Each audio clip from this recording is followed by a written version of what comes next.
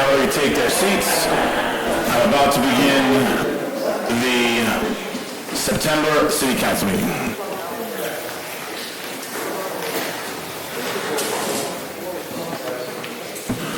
Good evening, everyone. I would like to call the September City Council meeting to order. Clerk, please take the roll. Here. Here. Present. Here. Present. Just to the members of the council, we've updated the sound system and the new cameras have been installed. I don't think the cameras are streaming tonight. They may be, but I'm not 100% sure. We still have the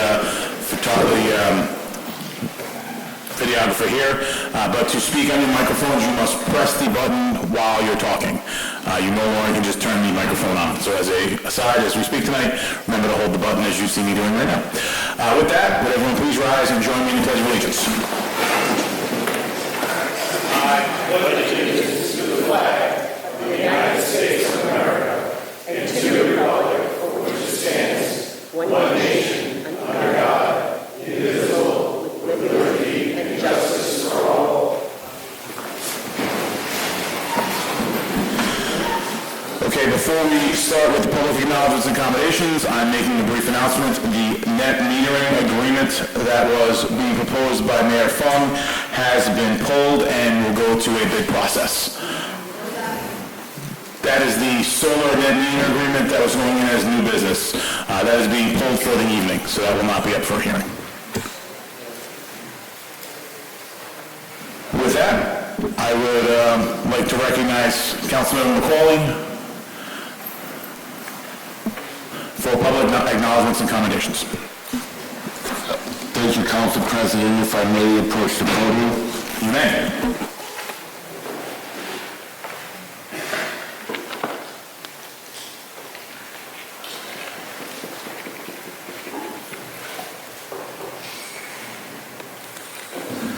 Good evening, ladies and gentlemen.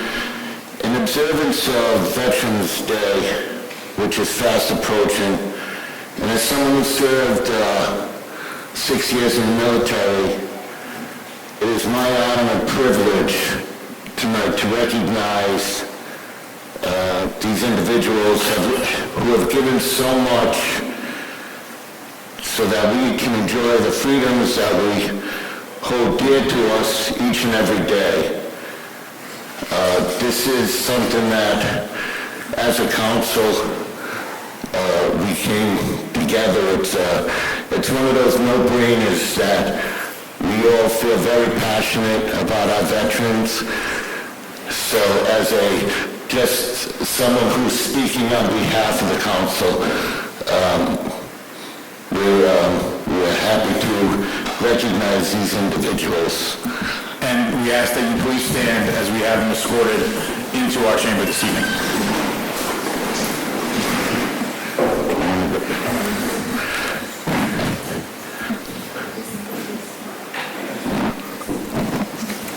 Corporal Joseph Joe, U.S. Army.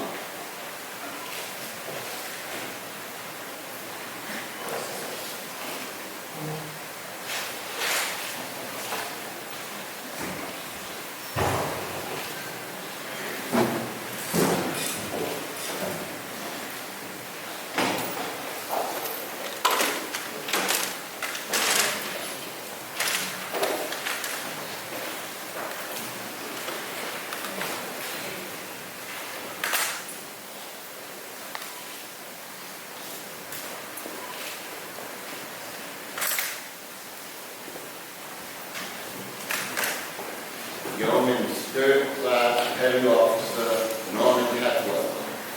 U.S. Army, who fought in Hawaii. Electronics mate, third class, Lou Kelly, U.S. Navy, served in Japan.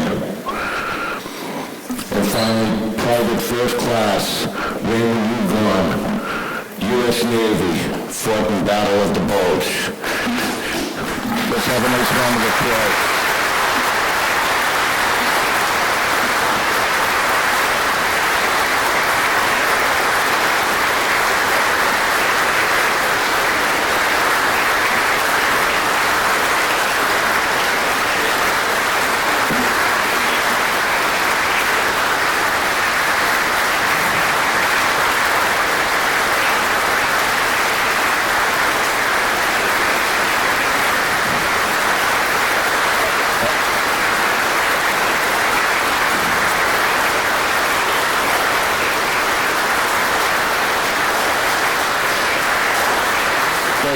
Thank you, ladies and gentlemen.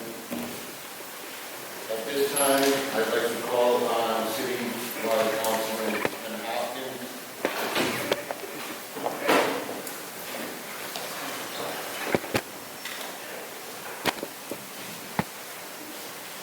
And this reads, this button's going to be a pain in the This reads,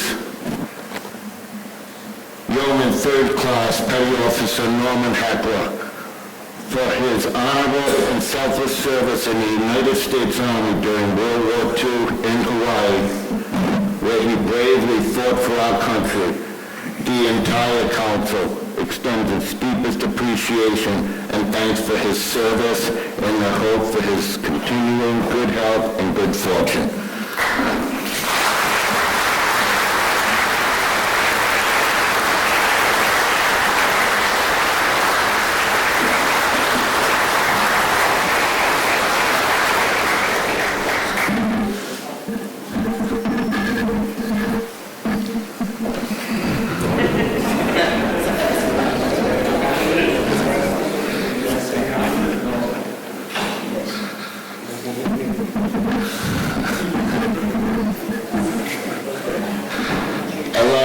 Electronics Mate Third Class Lou Kelly, for his honorable and selfless service in the United States Navy during World War II in Japan, where he bravely fought for our country. The entire council extends its deepest appreciation and thanks for his service and their hope for his continuing good health and good fortune.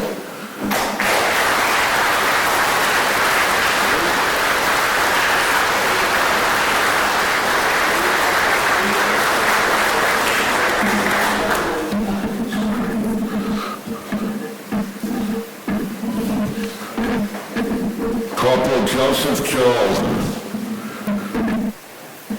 for his honorable and selfless service in the United States Army during World War II in Pearl Harbor, where he bravely fought for our country's freedom. The entire council extends its deepest appreciation and thanks for his service and their hope for his continuing good health and good fortune.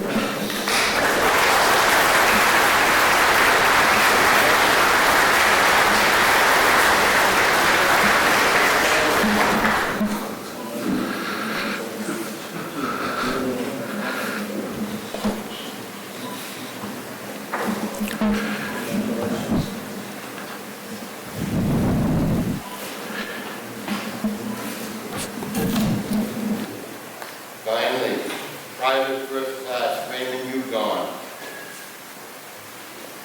for his honorable and selfless service in the United States Navy during World War II and the Battle of the Bulge, where he bravely fought for our country's freedom. The entire council extends its deepest appreciation and thanks for his service and their hope for his continuing good health and good fortune.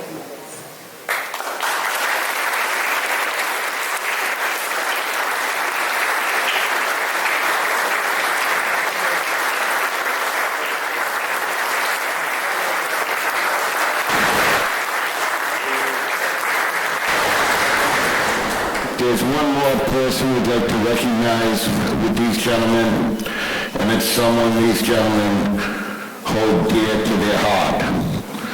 I ask for Katrina Cat French to come forward, please.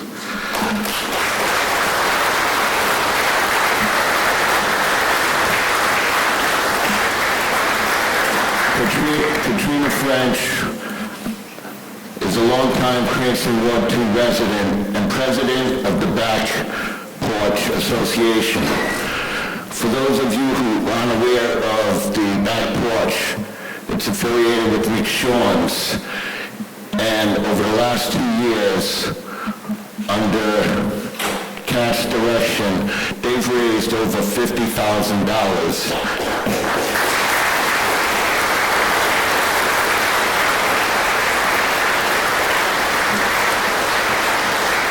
A great deal of this money goes to the Honor Flight, which allows World War II veterans to visit the nation's capital and view the World War II memorial firsthand. Katrina is a huge advocate. She works hand in hand with Veterans Affairs, and at this time, we'd like to present Katrina with this citation.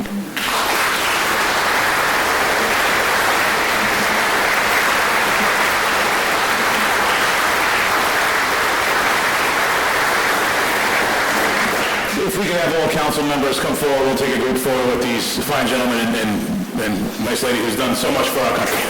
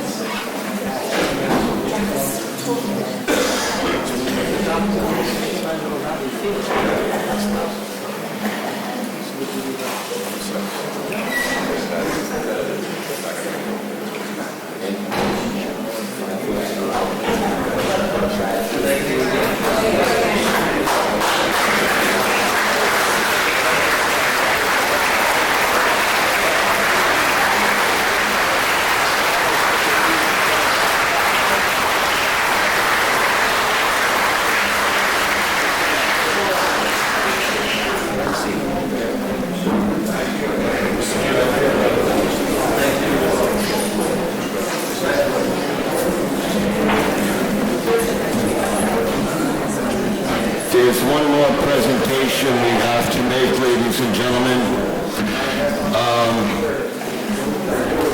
In honor of Veterans Day, we had some work recently done at Roth Square. I hope you noticed. Hang on. Council members, one more round of applause for the veterans who came out tonight.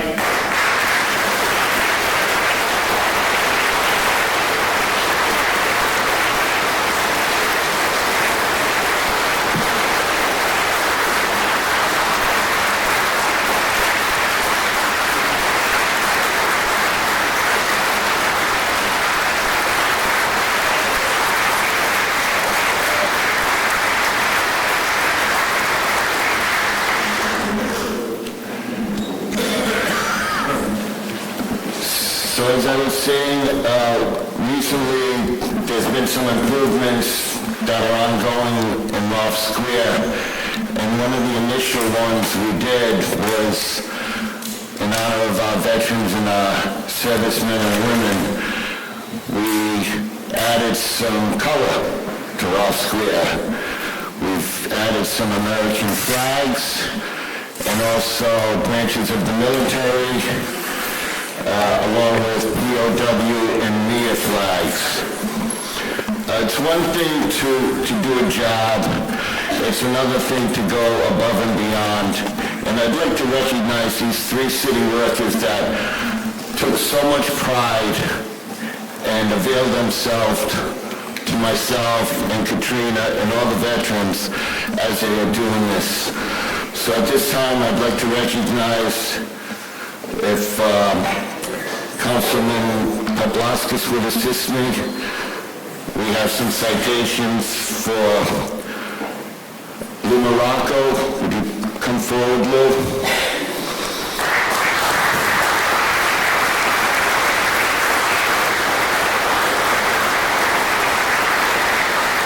Michael Carlino.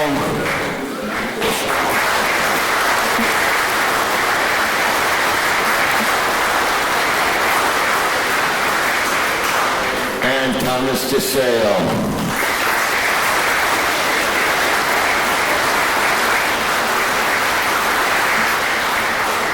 It's one thing to do your job, it's another to do it the way you gentlemen did. You just went above and beyond. We get so many compliments from the residents and from the business owners, and we personally, as a group, wanted to thank you. Thank you very much.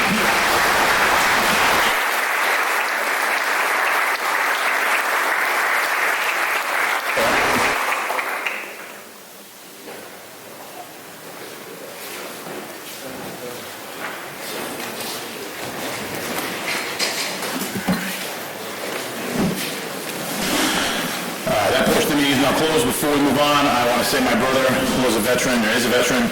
He served the Navy for 6 years, so I understand the sacrifice your families make for your service. Thank you again for your service, and no amount of thank yous this council can give you, but thank you for the true service that you've done for this country. With that, moving on to public hearings. This section of the meeting is for comments on docketed matters. I do have a list. Greg Mierka, you are first. We're going to try to keep your comments to 4 minutes so we can keep the evening moving.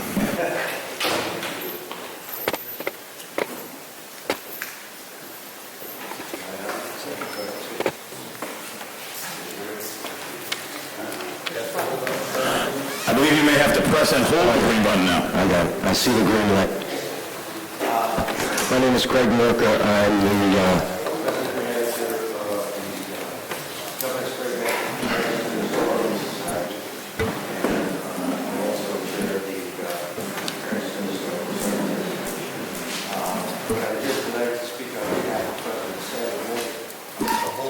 You have to hold it. Can you hear me now? I'm here to speak on behalf of President Sandra Moyer for the Cranston Historical Society and thank the council for all his work very hard to help recognize the importance of the Westcott House.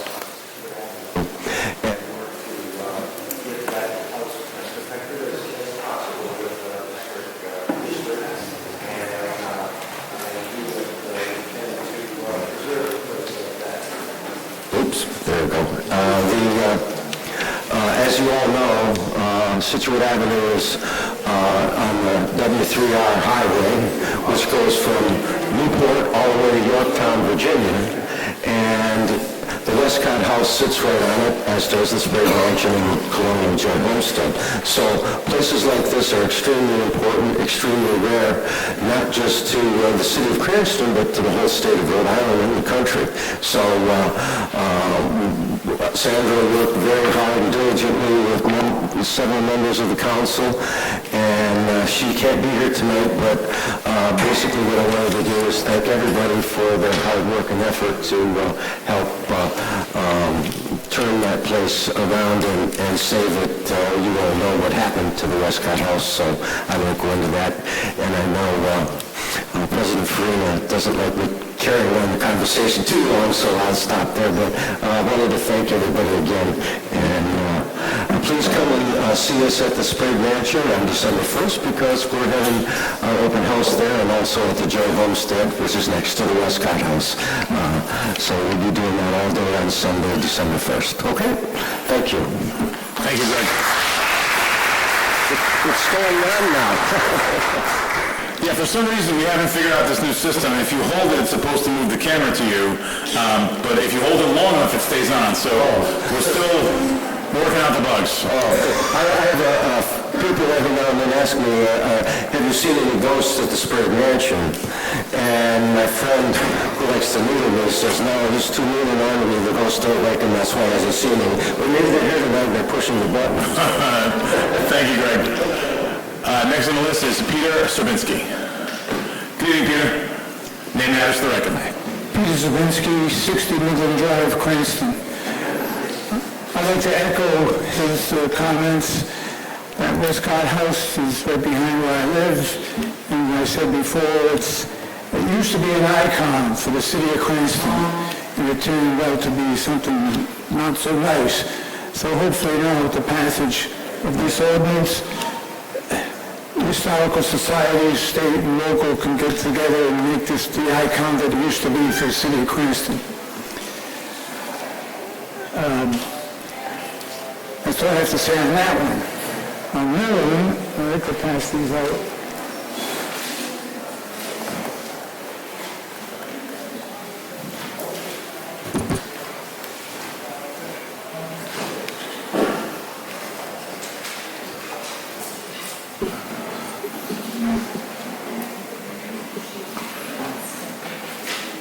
It should be enough for the clerk as well. This is regarding the ordinance on the cell tower. As a lot of people know, cell tower radiation is very, very dangerous. We are exposed to 100 million times more electromagnetic radiation than our grandfathers were, and grandmothers.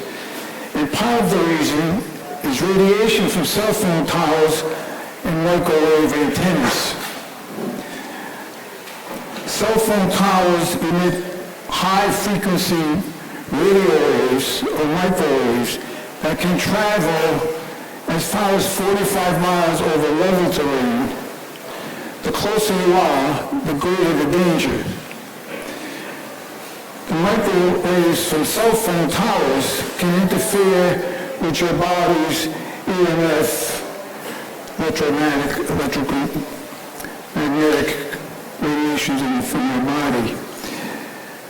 It can have a causing variety of potential health problems, including headaches, memory loss, cardiovascular stress, blood defects, and cancer. Recent studies have shown that the intense radioactivity from mobile phone towers adversely impacts every biological organism within 1 square kilometer. For these and other reasons, I'm strongly against the proposal to put that tower up. Thank you so much. Thank you, Peter.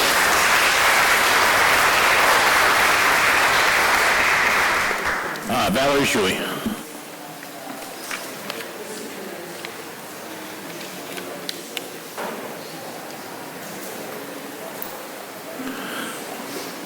Name and address for the record. Smarter than the thing. I have to push the green button? It's on. It seems to be on. Okay, good. Valerie Shuey, 27 Farm Street, Cranston, Rhode Island. First and foremost, the most important thing you did here tonight was recognize the veterans. Without them, none of us would be here. I wouldn't be up here giving my opinion. Even though I disagree with some of you on this issue I'm going to bring up, without them, this wouldn't be. And I'm so thankful you recognize them. It's the most important thing we did here tonight. And considering the pay raise for the mayor and next city council, I'm not sure what you're thinking, so I'm excited to hear what you're thinking. And for those of you running for mayor and vote for this pay raise, I have one word for you: appearance. I understand there hasn't been a pay raise in many years. Welcome to your constituents' world. Many of us have had no increase or a small increase only to be eaten up by the increase in insurance. Some of us, like my husband, took a big pay cut. And I've sat here for many, many, many years, many lean years, and the unions made concessions. Nobody got raises. Nobody. So I don't know what to tell you. And I'm not interested in what other cities and towns pay their mayors. If you like what they make there, you're welcome to move there and run there. You know what the mayor makes going in, and if you can't afford it, or you can't live on it, or it's a pay cut, don't run. And I would like to know where the money is coming from. Are you going to cut the budget elsewhere to pay for this? If so, where? Maybe the school committee will take a pay cut and share with you. And are we in the red or black for this year? Is there anything looming so we have to dip into the surplus fund? I can understand a small raise providing you find the money somewhere else. By small, I mean $3,000 to $5,000. I keep coming back to show me the money. If the answer is, and yet another tax increase, I have nothing left. Can't afford it, and I would rather my reason for leaving here be my grandchildren, not taxed out of here. We are coming dangerously close to that. And I want you to know, I asked a lot of people about this just because I think it doesn't make it so, it doesn't make it best, and it doesn't mean I can't change my mind. But I asked a lot of people what they thought. I got very few great, they deserve it, let them go for it. You should give them everything. I got many more that said a small increase. That was probably a big portion, a small increase. Others just laughed and said no. My most troubling response I got was the apathy. It doesn't matter what you say, it doesn't matter what you think, they're going to take the money, they're going to increase our taxes, and they don't care. And they don't care about us. Well, I've sat here long enough that I know that you do care. And I have to believe that what we say does make a difference. So I thank you for putting in the time. I thank you for listening to us. And I'm anxious to hear what you have to say about this. Thank you.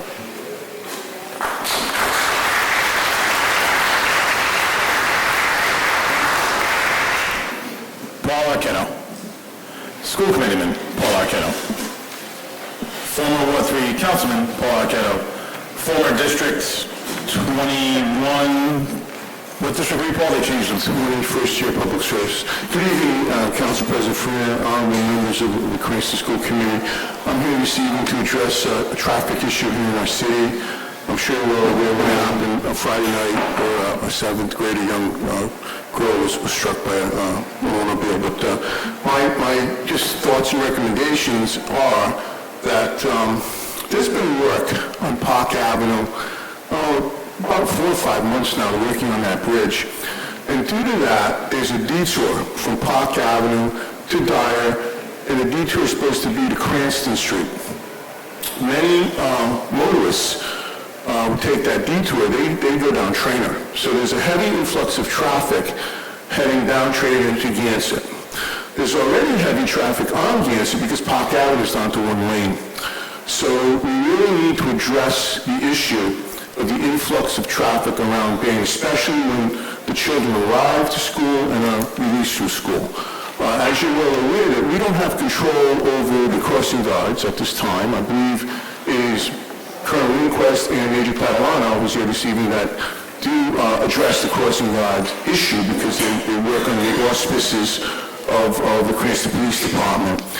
My recommendation would be if we could get extra crossing guards there during the time the children are arriving and leaving school, or perhaps maybe a police officer with overtime until that construction is finished on Park Avenue, if we don't want to see other tragedies in the future. So I think the City Council needs to address this to the Police Department, and the Mayor should also get involved, and we'll do what we can on the Cranston School Committee.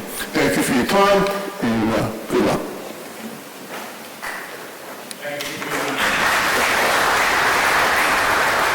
Thank you, School Committeeman Arquette. It's always good to see you in the chamber. That concludes the list. Anyone else to speak on any docket items, please come to the podium. Name and address to the record. Try to come one at a time.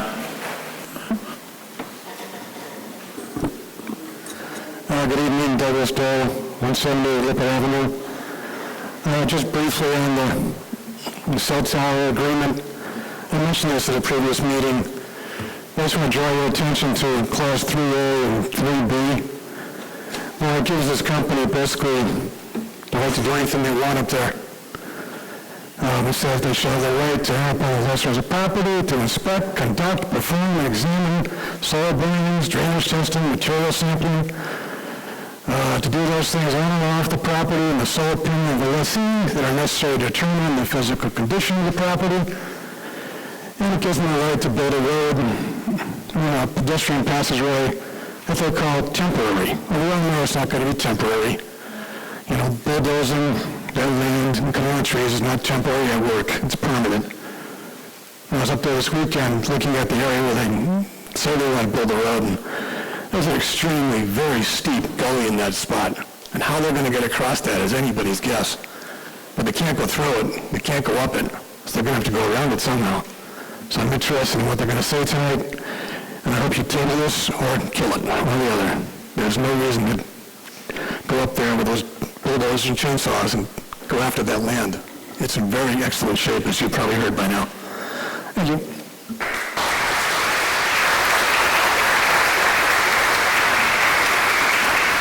Thank you, Doug. We're not closing it yet.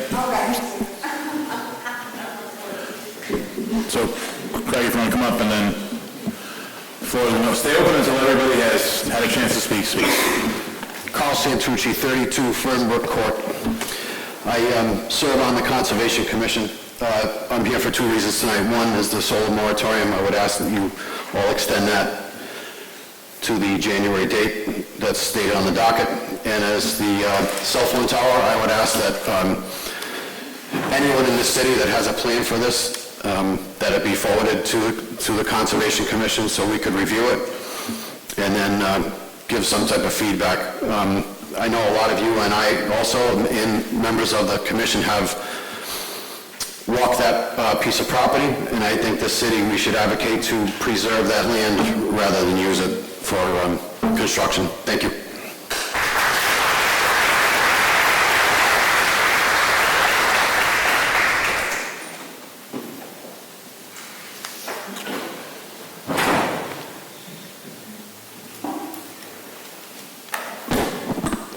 Good evening, City Council President, City Council members. I'm here on two issues this evening. The first is regarding the pay raises. Given, Dana Holmgren, 161 Ferncrest Avenue.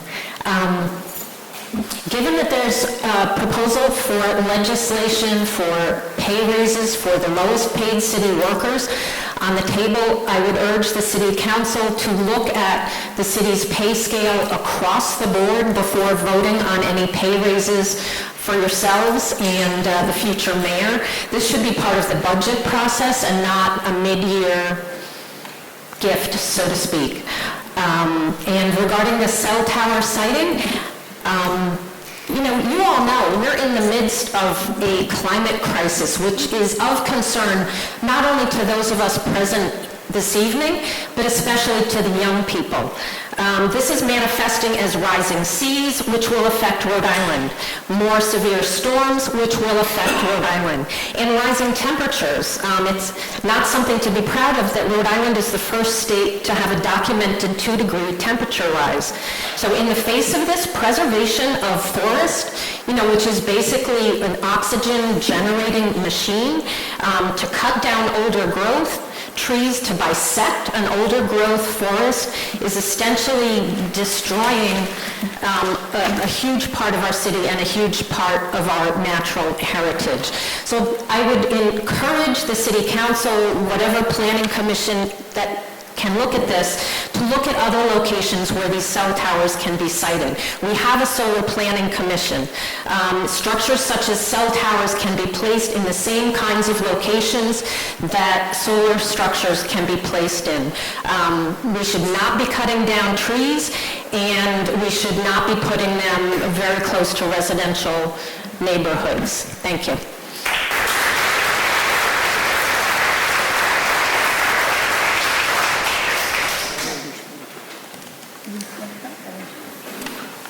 As people want to speak, just keep coming up. Good evening. My name is David Smith. I live at 24 Castle Road in Narragansett. I'm here to speak on behalf of the Stukely Westcott Descendants of America. And first, I want to thank the council members for joining in the sponsorship of the ordinance to preserve the Nathan Westcott House. I just want to repeat one item that I said during the hearing on the ordinance, is that the house that Nathan Westcott built and added onto in the 1700s remains an unaltered example of a simple farmhouse typical of that era. But it is a singular example, as singular homes were often either radically altered in the 19th century or demolished. The scale of this 1.5-story structure provides students of local history a stark lesson about living conditions in pre-revolutionary Rhode Island. I want to thank you again for your support of this ordinance, and thank you.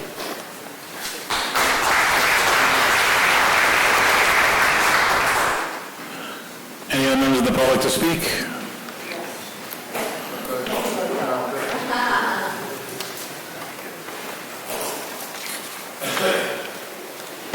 Hi, thank you for listening. Thank you, council people. My name is Jennifer Torres, and my address is 2045 Cranston Street. I'm speaking about is it down? Can you hear me now? Can you hear me now? Okay, my name is Jennifer Torres, and I live at 2045 Cranston Street, and I'm here to speak about the cell tower they want to put in our area. My mom recently passed away last year from metastatic breast cancer, so very sudden, and I began to do my research about the EMF protection and things like that, and I actually came across a video. It's more like a documentary by Dana Ashley, A-S-H-L-I-E, called Wireless Warfare Exposed, include ways to protect your family. The United States has the highest, it's completely unregulated. The FCC is actually controlled by Thomas Wheeler, who was brought in by Obama, who was actually head of the whole telecom thing. So the person that's supposed to protect us is actually totally a lobbyist, and he's not anything to protect us. He's doing more damage than good. He actually has made laws. The 1996 Telecom Act, Section 704, based on any cell towers of the companies, anything that's theirs. No health or environmental concern can interfere with telecom equipment, including cell towers. So if they come in and they're going to cut down the trees, they're going to destroy everything. Once they come in, we cannot say anything. We have given up our power, okay? No health or environmental concerns. Okay, now, there has been cell towers, especially the 5G that's coming in, nobody knows it even works. There's no scientific evidence, nothing that says that it works. Okay, but there is evidence that is being obviously silenced from a woman in the videos, Santiago State University. The cell towers are coming down, okay? I mean, I've been going up like crazy. Dwight, first of all, her son called his mother and he said he was only there for a couple months, and he said, "Mom, I don't feel good, I have a headache. Projectile vomiting, and I feel like I'm being stabbed in the head." So she's like, "Go to the emergency room." She went down there, and the doctor came out, and the doctor told her that he had bleeding in the brain, and he had very advanced brain cancer. So, and he died 7 months later, okay? So not only him, in that same university, okay, Richard Faber, okay, from Nastia, he was in the Nastia Hall, room 131. Richard Faber died in 2008. He died of GBM brain cancer. Same university, Charles Cutter died in 2008, brain cancer, room 131. Lou Terrell, brain cancer, room 131. Dwight Anderson, a different kind of a cancer, he also died in 2008, room 131. It goes on and on and on and on. So it's like, we don't know, and they're doing scientific experiments that the levels, okay, so the level in the United States is 100 to 1,000 times greater than any other country. So, and basically, all other countries like France and Germany, they're banning Wi-Fi in the schools completely. They're doing everything wired. Because the frequencies, they come in and out of us through us at all times. So we're already being we all have our phones. We need our phones, that's how we feel.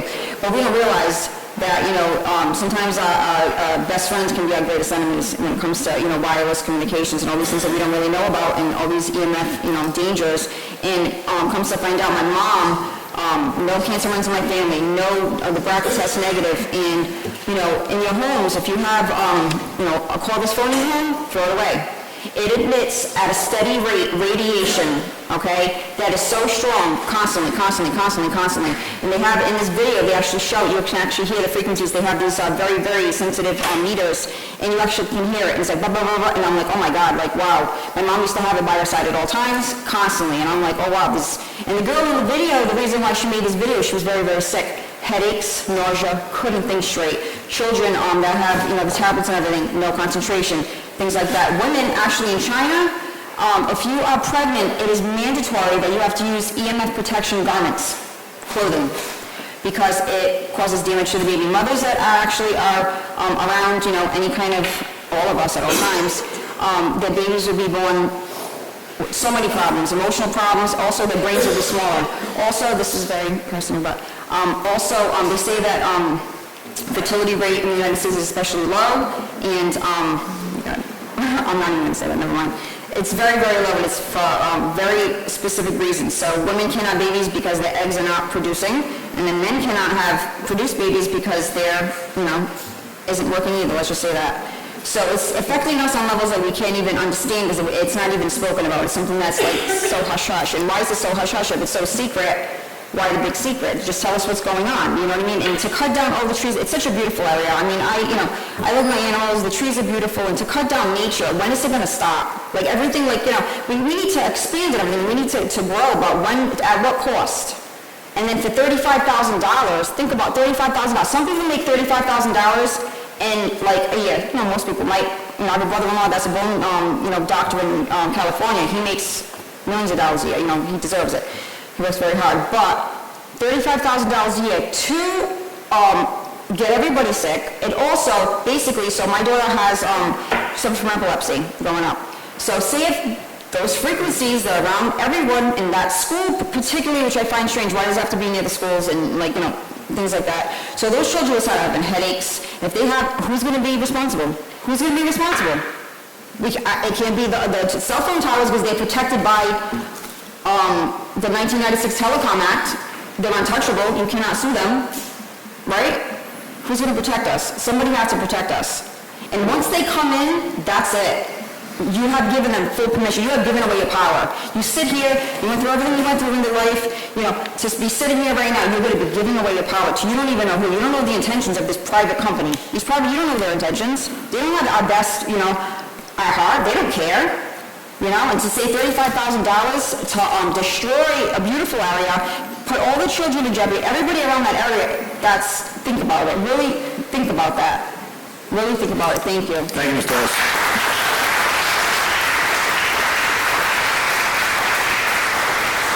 Anyone else to speak? From Mr. Robinson?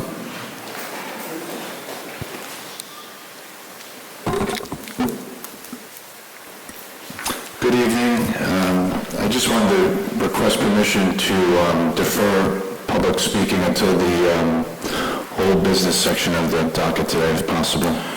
Well, about that, so before Director Perillo went away on vacation, I met with him and discussed at length the process for yard works and what the next steps would be. We agreed that we would allow Attorney Verdecchia to file suit in Superior Court against the use of the site. So unless any council member objects to that at this point, which based on our meetings we've had, I don't think anyone's going to, Attorney Verdecchia will be filing suit in Superior Court against the usage of yard works. So if you want, we can talk about it now, or we can wait till the end. But I figured giving you that knowledge would let you know that we've heard you for the last several months and we've worked to take this to the next level. Well, thank you very much for your continued interest in our situation to the council and for all your help. I appreciate it. And to the administration, the same. And thank you very much.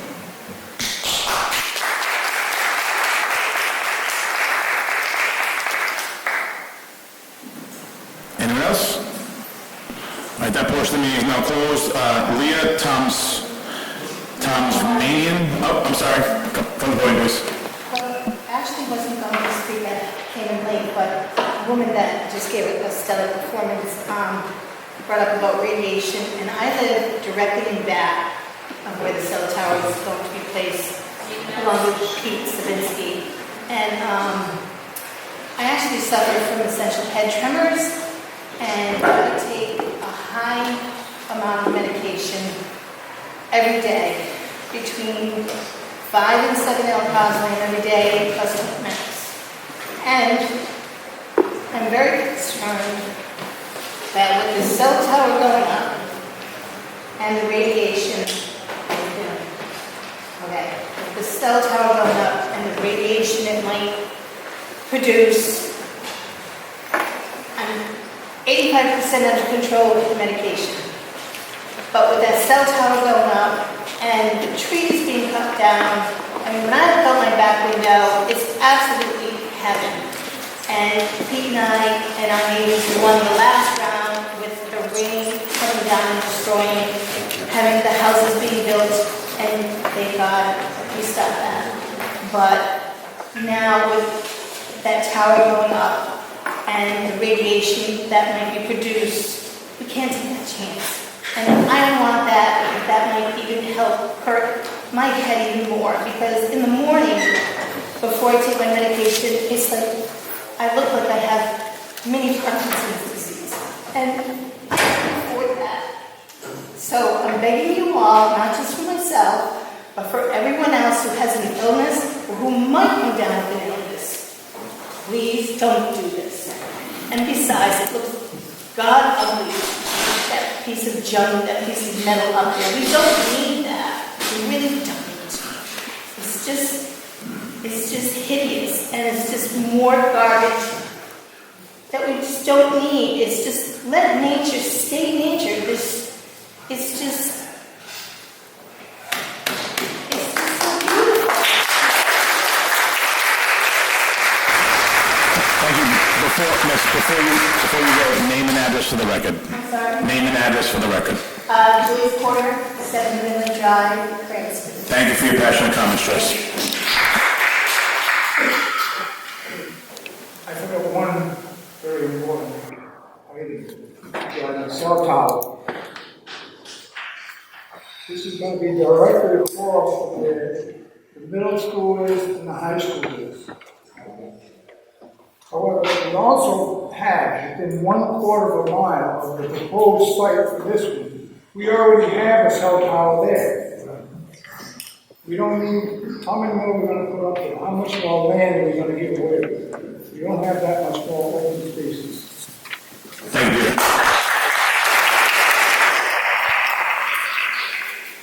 Good evening, Mr. Wojcik. Name and address for the record. Good evening. Tom Logan, 11 Hall Place, Cranston, Rhode Island. I'm not in support of the cell tower for many of the reasons that have already been stated.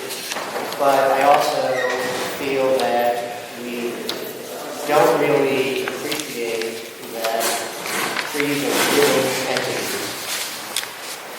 And that when we cut a tree down, we're cutting life down.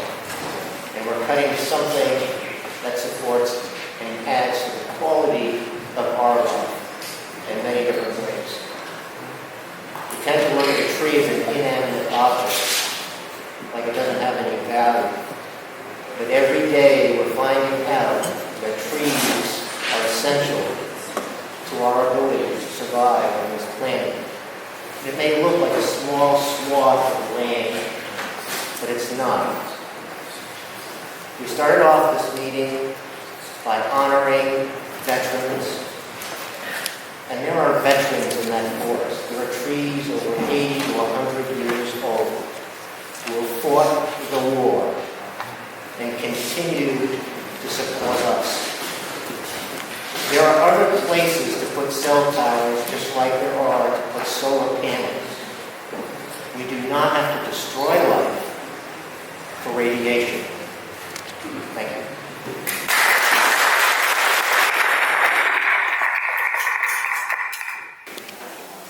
Hi, Martha DeMay, 69 Laconia Road, Cranston. I'm sorry,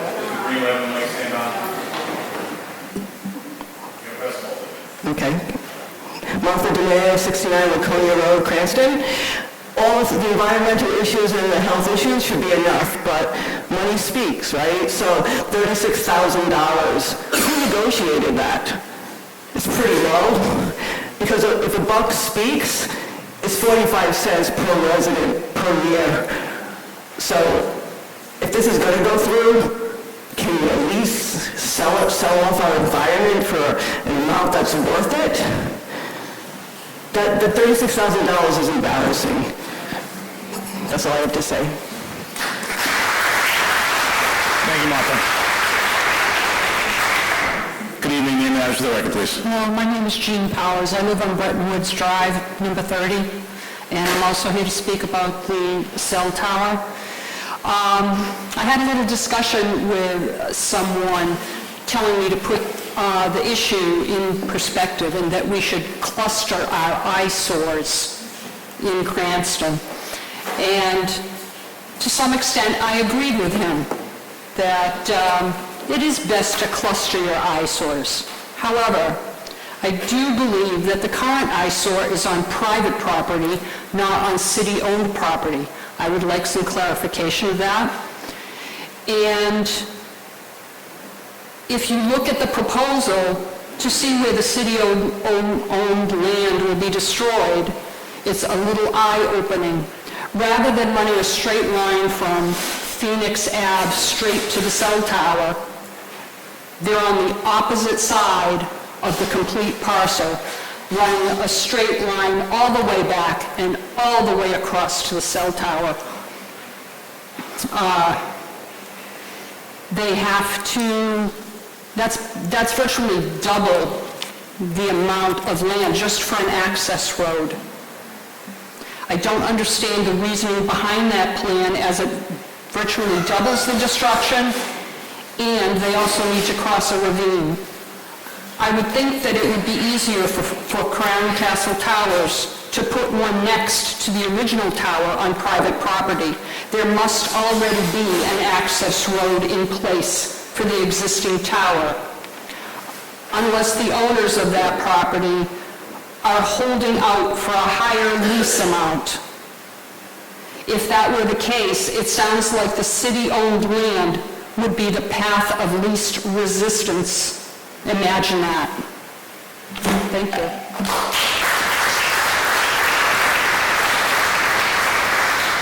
As a point of information, it is true that the cell tower would go on private land, and the easement that we would be viewing tonight would be an easement for the developer to have an access road on city-owned land.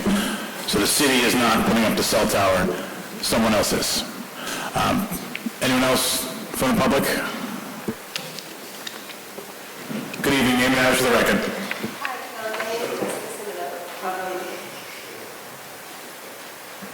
Thank you. I live at 21 West Hill Drive in Cranston. So I would also like to give a personal testimony about the cell tower issue, as my family and I live, right near the area, and we've lived here our whole lives.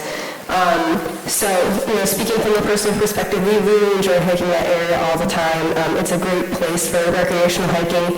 The area is also a really important water sink. If it's paved over, it could cause flooding, near our houses. And this is one of the last undeveloped pieces of land, I feel, in Cranston, and my family and I would just really hate to see that ruined. So, thank you. Thank you very much. Good evening, name and address for the record. David Maxey, 26 Spenstone Road. I've been walking those woods for years with my dogs and my children, and have a lot of friends who have taken their kids there.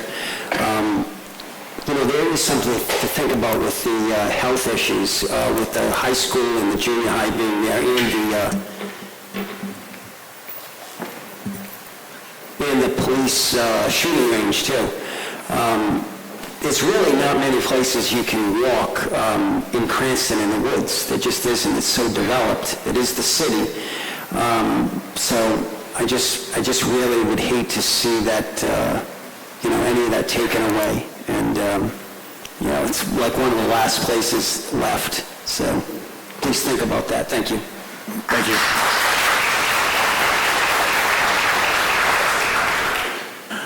Anyone that hasn't spoken yet, wanting to speak on anything? Greg, you can have a minute. Come on up. Sorry. It's all right. I forgot to mention one thing that we want from the Cranston Historical Society. We want to thank the mayor and all our supporters from the city council for recognizing the 70th anniversary of the Cranston Historical Society.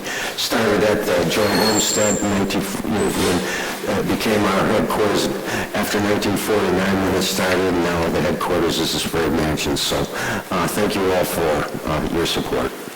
Thank you.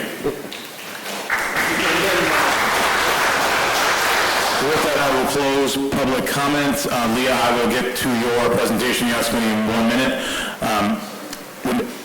Since I am the chairman of the Public Works Commission in the interim, I'm requesting that the council president, who is me, request a motion to suspend the rules to take the issue regarding the cell tower out of order and hear it now.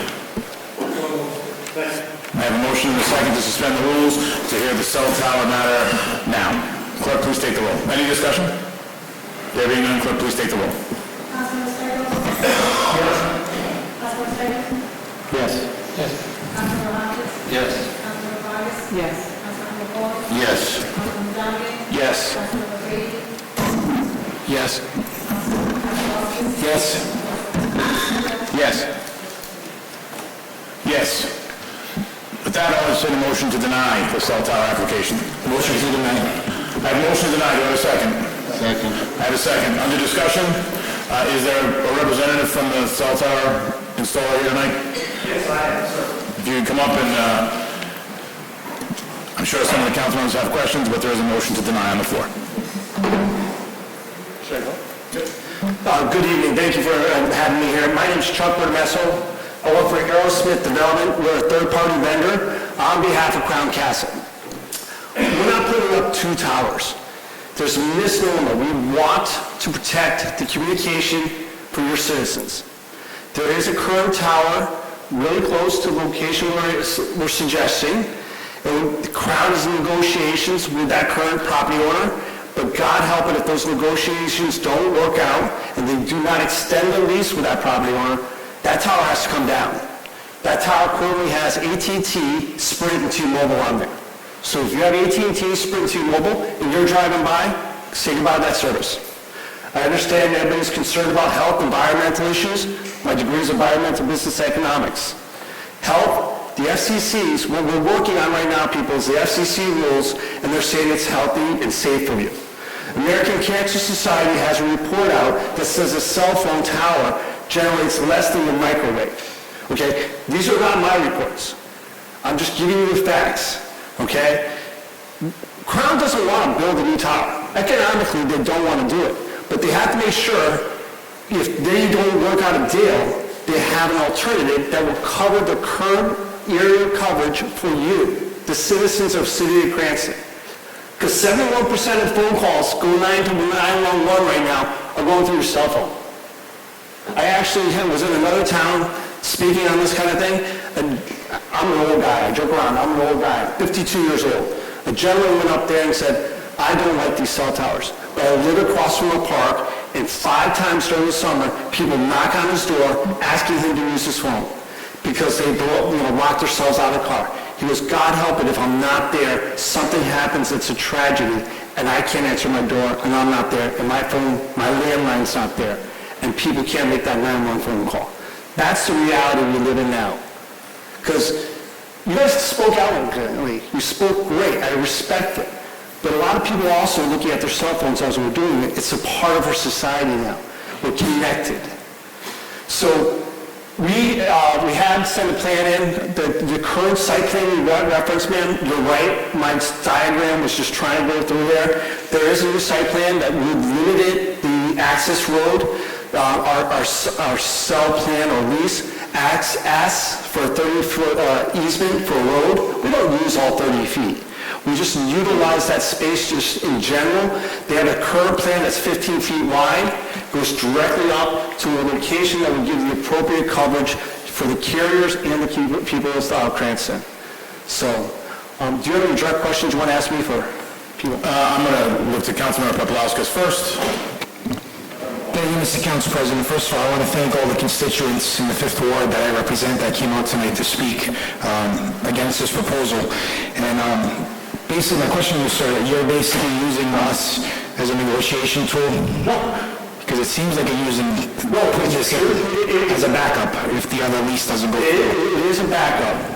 But we have to think, worst case scenario, that it's not a negotiation plan, it's truly a backup. Well, in all due respect, I'm kind of insulted that you would use this chambers and the residents here, not your Crown Castle, as a backup or as a negotiation tactic to go against the other lease company. I've been getting tons of emails, tons of calls from concerned residents about this. That piece of land is beautiful. Walked it with Councilmember Stikos and a couple other members of the council here, and the first thing I thought was, I can't wait to take the Boy Scout troop that I'm assistant scoutmaster at up there and to see how beautiful it is. So I won't be voting for this tonight. I wish you all the luck in the world, but my 5th year up here, I've never seen a private business use this chamber as a negotiation tool. I'm very insulted. Councilmember Brady. I share my fellow councilman's passion passion on the issue, and I want to thank Councilmember Stichels for inviting me to walk that site with him. I certainly agree with some of the testimony that all the residents said today. $36,000 is not enough money. That's a beautiful land that I would love to see preserved. Like many other on this council, I did walk that site, and I agree. It seems like we are being used as a negotiation tool here for private development. I certainly don't want to see my cell phone not have service, but I think we should look maybe into some other sites if you guys need that option, and I will be voting no on this tonight. Councilmember Stichels. Yeah, I have a question. The council president said that there would be no tower built on city land. Is that an accurate statement? I think the current tower is on a private property land. The tower would be on city land. The access road that I'm proposing, sir, would be an access road, and the tower would be on city land, sir. Because the lease says that the company has the right to a cell phone tower pad that's 100 feet by 100 feet, about a quarter of an acre. It's actually, what they proposed is a lease area of 100 by 100. The actual compound area, historically, they lease 100 by 100, but historically the compound is 70 by 70 fenced in. Crushed stone in that area. The actual cement pad that holds a tower is actually only about 10 feet by, 6 feet by 6 feet and about 10 to 15 feet deep, quite frankly. That's what holds the structure up so the wind doesn't blow it down. All right, I just wanted to get it straight that the by the way, proposal is for an access road and a tower on city property. Yes, sir. I'm very opposed to this project. I think that area, have you walked that area? Yes, sir. You have. Well, that's a very unique natural area. It's not all junked up with invasive species. It looks probably roughly the way it looked 100 years ago. The trees are quite old.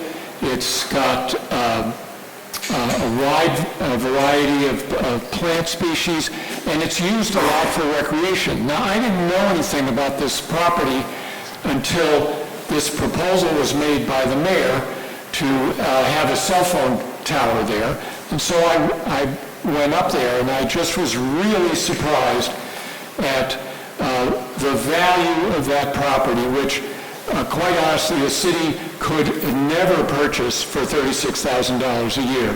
So I think it's good for recreation, it's good for protection against flooding, and I think to echo Councilman Brady and Councilman Papalauskas' comments, obviously, if this council were to approve this lease, you would have a hammer to bang over the head of the private property owner in your negotiations over how much money he's going to, or she is going to be receiving for continuing the use of that tower that's already there. So I think that's a very bad position for the city to be in. Some might even say it was kind of socialism, since that seems to be a common epithet thrown around these days. But I think we have to protect our natural areas in Cranston. We don't have many left, and that's a really nice one. So I would urge the council to vote against this proposal.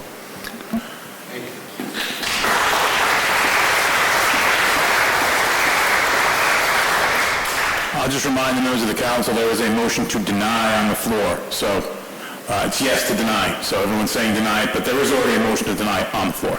Councilman Donegan. Thank you. I will also be voting for the motion to deny. It seems like a few months back when this proposal first came up, my wife and I took the time and walked the area, and there just aren't many places like that left in our city. And I think that we as a body need to do what we can to protect green space and our environment. And for those reasons, I just don't think this is a good fit. So I'll be voting yes in favor to deny the proposal.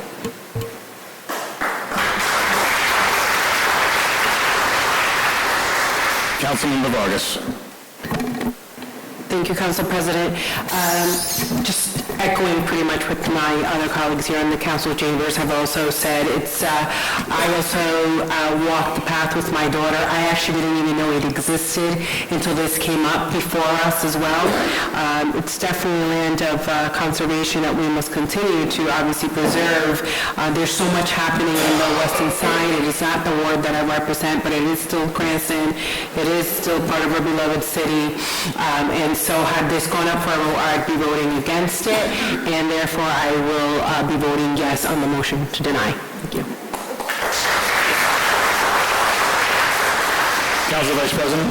Thank you, Council President. Sir, I had a couple of questions for you. Can I just give one quick information? I did mention AT&T's on this tower, right? And if you want to Google it on your phones, they are part of the FirstNet project, and FirstNet is for first responders on response to 9/11. So I hear you all speaking, and I respect everything, and I really do. Just food for thought that that is also part of the program that we're trying to put a communication network up for first responders. So. That's okay, thank you. One of the questions, and I walked the land as well, but one of the questions that came up for me is it was very unclear as to really where the access road would be. It seemed like the indication was that it came like right through the middle of the parcel. Councilman Stichels might be able to refresh my recollection, but it was, there was a little red line and it looked like it went through the most difficult terrain on the entire parcel. And that's one thing that troubled me. I wasn't sure whether it was intended to go around the side where there seemed to be an access road already. Initially, that was my initial plan, was to go around the side because of the access road that was already cut behind the firing range. But we saw previous comments about being concerned about the environment and tree loss. We did come up with a plan that would, A, minimize the width of the road and be more direct to the compound, sir. So we did make it more linear, your indication. There is some elevation that we would have to take on, but they have done this in the past. Yeah.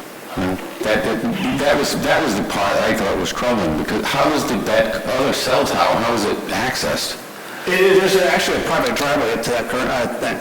There's a private driveway, I believe, accesses two residents' houses, the tower and then two other family residents. So, and your roads, are they asphalt or is it just? Mostly it's gravel, chopped, not gravel, like broken stone.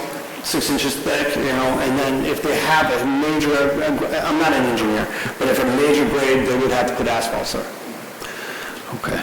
So if this were denied tonight, then what would your next plan be? My job is to make sure that Crown has a location that they can secure to make sure that they don't lose coverage for their clients, which is AT&T, T-Mobile, and Sprint. I'll start looking at other properties. Okay, thank you. Anyone else to speak? So I'm looking at Councilmember Hopkins and Councilmember McCall before I go back to Councilmember Donegan. Thank you, Council President. I also took the walk. It was a memorable day. It was like 90 degrees, and Councilmember Stichels and Councilmember Brady, they had sneakers on. I don't know what I had on, but they weren't hiking boots.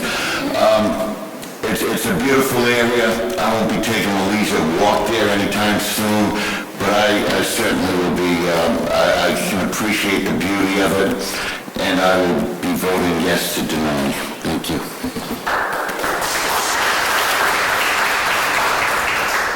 Councilmember Donegan. Thank you. I thought I saw, I guess the general question is if Mr.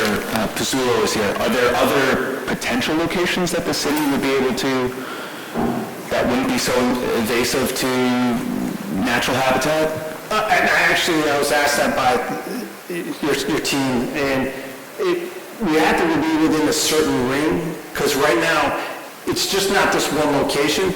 The carriers build out their network. I almost tell people it's like a checkers game, right? Is you have sites linear that are transmitting radio signals. Somebody mentioned the school, right? You could turn an antenna away from facing a school or something like that, but they're setting up areas of coverage. And so this one tower that is currently on that private property, if it goes away, it doesn't only impact that one site. It could impact, I believe the city actually, I know for a fact, the city has 2 other towers from Crown Castle. The one tower, American Tower. It is not going to only impact that one site. AT&T, T-Mobile, and Sprint go offline at that location, it could impact the rest of part of the city. So there is a cascading effect that we had to be within a specific rate, I call it. I try a half mile, or I mean a quarter mile. Thank you. The figure itself, I have no expertise in this area, so just could you walk me through, or a member of the administration, where that figure itself came from? What figure? Is it $36,000 a year? You're talking about rental income? Yes. Mark, your purchasing agent person, individual, he and I negotiated back and forth. I didn't know who else was involved in that on your side. I was getting a certain parameter that I was supposed to work within with the Crown Castle. So it's a non-answer, but that's sort of how we got to that figure. And from the administration, I imagine the administration was aware of the ongoing negotiations between the existing property and the cell tower leasing company there. They were. Just with all due respect to the administration, to echo some of my colleagues' points, I'm just wondering why the administration would allow this body to become a pawn in this negotiating tool. I can get that answer for you and let you know. Well, if we could get an answer on that, I'd appreciate it. Can I ask you a question, though? I understand you want to see the wood pond. So if we go to another private owner and move the tower there, what does the city get? Nothing, we respect our constituents. Huh? We get nothing, but we're respecting the will of our constituents. Okay, I understand that.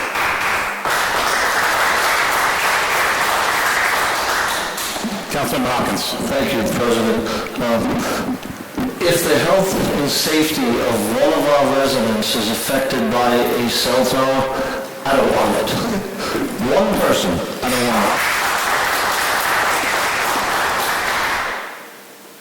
Anyone else? There being no one else, I'll give my comments on this matter. I was against this when I thought it was just an access road. That's why I always like it when developers come to the meetings and explain to us what they're trying to do in their 80-page ordinances, so there's no us trying to figure it out or hearing from the administration third hand. So I do appreciate the third party coming tonight. I don't believe there's a member of what it's called Crown Castle Towers, is that correct? So you're Crown Castle. So thank you for coming tonight also. I like it when developers come and explain what they're doing. But in reality, I know this area, I didn't have to walk it. I grew up there, walking the pipeline from Cranston West all the way to my mother's house on Hillcrest Drive and stopping at friends' houses on Oleano Road and my cousin Marissa's house off Kimberly Lane, walking through those woods. So for me, I believe in green space and the idea that that's one of the last few pieces of green space in that area of the city. So to carve it up with a road and a tower for $36,000 just for me doesn't make sense. So I do appreciate you coming tonight. And with that, we have a motion to deny on the floor. A second motion to deny. A yes vote would be to vote for denial. Clerk, please take the roll. Yes. Yes. Yes. Yes. Yes. Yes. Yes. Yes. Yes, the matter has been denied.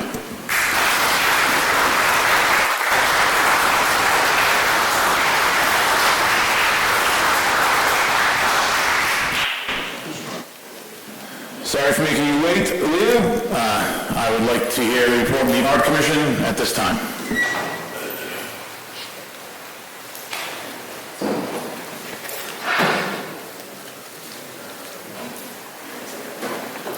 Good evening, Leah Tomasian Hill, 75 Sweetbriar Drive, here representing the Cranston Arts Commission. Thank you, City Council President, City Council members, residents of the city. So we became a board again in 2016, and we have been a little remiss on making a presentation. I'm the newly elected chair, and we realized that mistake and are now fixing it. I'm not going to go through everything that we've done since our reconvening.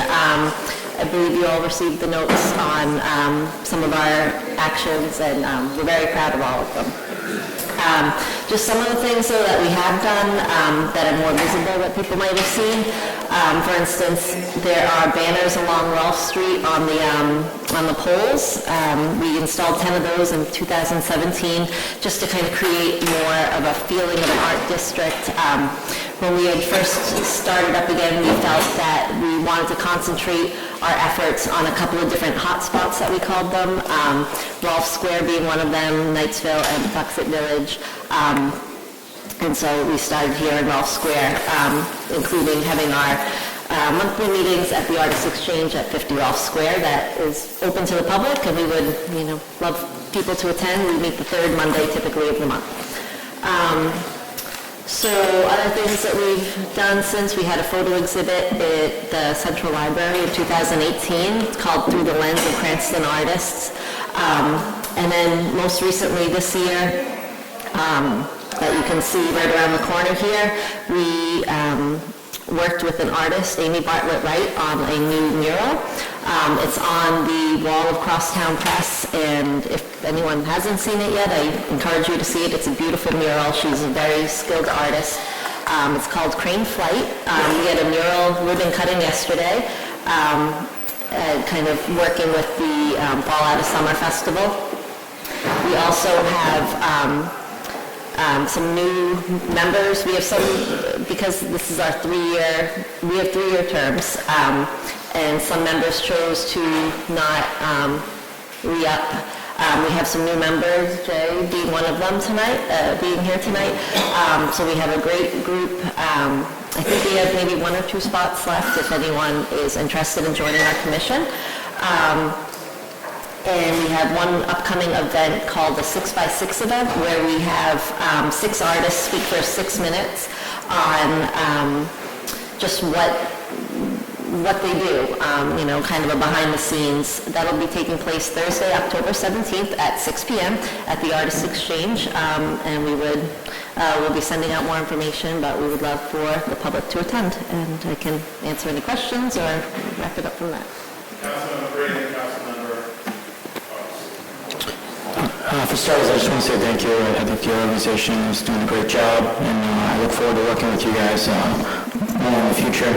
A couple meetings that we've had, some of my colleagues have brought up some very innovative and fun ideas relating to art, and I maybe think this is the appropriate time to suggest the 3D crosswalk that Councilman McCauley has been posting about, and Councilman Hopkins, and see if maybe this commission could help find us someone that could explore dangerous areas of driving and do a 3D crosswalk more like they do, and maybe you guys could speak on it more to her.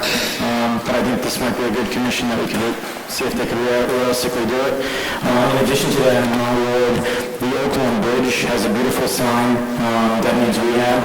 It's, I don't know who the original artist was, but I'd love to find more information on that and see if we can rehab that sign. That would certainly help with the funding to do so. So just 2 projects that I want to put on my radar and just say keep up the great work. Thank you. Councilmember Vargas. Thank you. I too would like to give you actually a big thanks for everything that the Arts Commission has been doing. The Crane Flight is a beautiful piece of art. My question is I noticed that there's 11 members of the commission. Are there 2 vacancies? As one as an alternate and then one other regular member? Or are you taking any new members, I guess is my question. I believe we have 2, because we have 1 alternate left, and then we have an ex officio member. So I believe there is a full and an alternate, but I would need to check with the city clerk to be definitive. Yeah, I was just curious, is there any way that we can check? Because I know there's 13 and 1, and then the 2019 there's 11 with 1 alternate. Missing unless it's someone on here that's also an alternate. The only reason why I'm asking is as most people have noticed the crane flight. I'm starting to get a couple of phone calls. I'm also having a art exhibition at our upcoming Hispanic Heritage Month, and there was a couple of Latino artists that do live in the city of Cranston, and they were asking how to get involved. So that's my reason for asking if there's, by any chance, any current vacancies on the Arts Commission. Through the chair. There is one, but it's a mayoral. So, if I may, what are the other two? I don't have the report here in front of me. Okay. Do you mind, Madam Clerk, if I can get a report of the both of them are mayoral appointments, or just one of them on 13? I believe there's a report.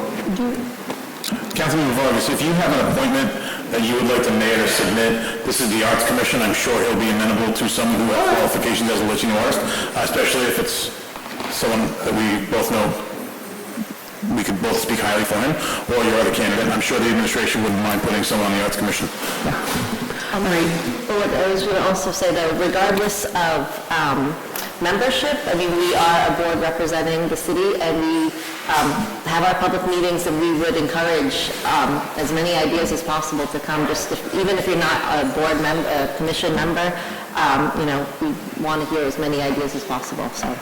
Thank you, and again, great job on the mural and everything else that you guys are doing. Thank you. Before we go on, Director Stathopoulos said he would happily take the resume from you for a member of the Arts Commission.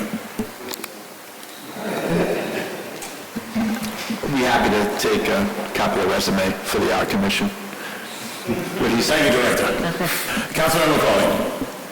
Thank you, Council President. Good evening. Thank you so much for all the work your organization does. I'm sure you've noticed the work that's being done with the sidewalks and hopefully the crosswalks also in your area. I have two questions. One, when is your monthly meeting? Is there a specific day and week? We typically meet the third Monday of the month. That's at 6 p.m. at the Artist Exchange. At 6 p.m. And myself, Councilman Hopkins, and Council President Farina have been working diligently with administration to kind of give that Rolfe Square a facelift, and I was wondering if I could meet with you and maybe exchange some ideas. Is it possible? Sure, that would be great. Okay. Yeah, that's a great Main Street area of our city, and we're certainly seeing the art revival happening there. So yeah, we would love that. Yeah, I apologize. I wasn't able to come to the unveiling yesterday. I had prior commitments, but it came out remarkable. Everyone is talking about it. It's the buzz, and I appreciate the work you folks are doing. Thank you. Councilmember Hopkins and Councilmember Dunnigan. Thank you, President. Again, it was a great job yesterday. The festival was very nice. I had a chance to walk down and through it. And today, as I went back down there, you could see all of the sidewalks being torn up and being replaced and fixed along the Durfee hardware part of that Rolfe Street. Councilman McCauley and I have been working on a project called the Rolfe Street Revitalization Program. The city, with the mayor's help, is also on board with that. We are working on the sidewalks now. There's a plan to trim all of the trees in that whole area.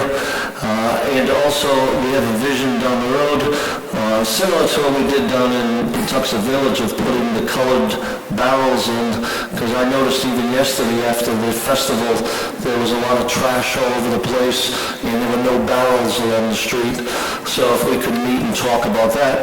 And ultimately, our goal is to, compared to Main Street East Greenwich, to put some antique lights up and really make that a hot spot at night for people to go to, and maybe some outdoor cafes. So there is a vision in place, and it's going to take a community to get it done, but I think we're off to a good start on it. It's very encouraging. I just want to be clear, I don't want to take credit for the art festival. That was done by the Artist Exchange, and we were just able to, we work very well with them. We have our meetings there. Shannon is now a great resource taking over for Elaine, and we felt that it was a great partnership to have our mural ribbon cutting at a art festival, but they certainly do the work for that festival. Councilman Dunnigan. Thank you, Mr. Chairwoman, for being here. I think we all know Cranston has such a rich history of art. It's such a vibrant community here. The one thing that I would like to see going forward, and it's hopefully in partnership with planning and this body, is the Printworks location. On Dyer and Cranston Street was recently purchased by a private developer, and I know that there are dozens of different visions that are going to come before us or that they might have, but I think that's such a unique opportunity that we're going to have to really create an additional hub for art and culture and bringing people together and sharing ideas. And I hope that your body, the Arts Commission, and yourself will be included in that process, because I think it really is an important opportunity that I hope we can take full advantage of. Sure. Councilmember Favicchio. Thank you, Council President. Just quickly, we welcome as the new chair that it's nice to have yourself and Jay as Ward 6 participants in the commission. It's very nice. I did get to see the mural. It's beautiful. I'd like to see more of that in the city, and it really is an improvement. It really helps, I think. It's a great thing. So I'm looking forward to seeing what you're able to accomplish. I join with my colleagues. I think Councilman McCauley and Councilman Hopkins and Councilman Brady has mentioned it's a great that 3D crosswalk is pretty unique, and it looks like it works in some countries and in some cities in Massachusetts. I'm not sure how well received it will be by the police department, but I think it's something to explore. And I don't mean to put so much pressure on your organization, since it's such a volunteer organization, but we welcome your input on some of these ideas. Thank you. Yeah, I'd like to, I'm not really aware of those, but I would like to learn more, and we can present that to the commission. She did a good job clarifying what I was going to clarify, so we're good. Anyone else? Thank you for coming in tonight. I just want to remind everybody, a lot of people mentioned it as a separate commission, but it is a board of the City Council and an extension of the residents of the City of Cranston. So I do want to thank you and all your commission for representing Cranston. It's filled with a bunch of passionate Cranston people. Art is a community activity. Art brings people together, and the more art we have in the city, the more community we can create.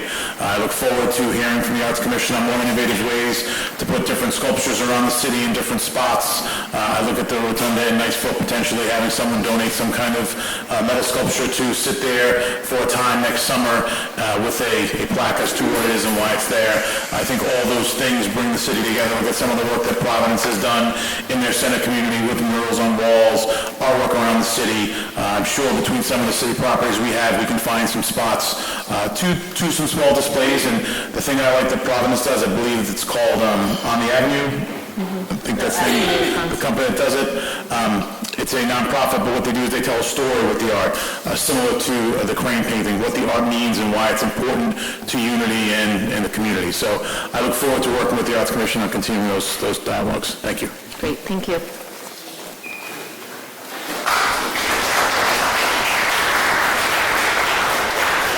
Moving on to resolutions, there are none. Safety Services and Licensing, Council Member Paplaskas.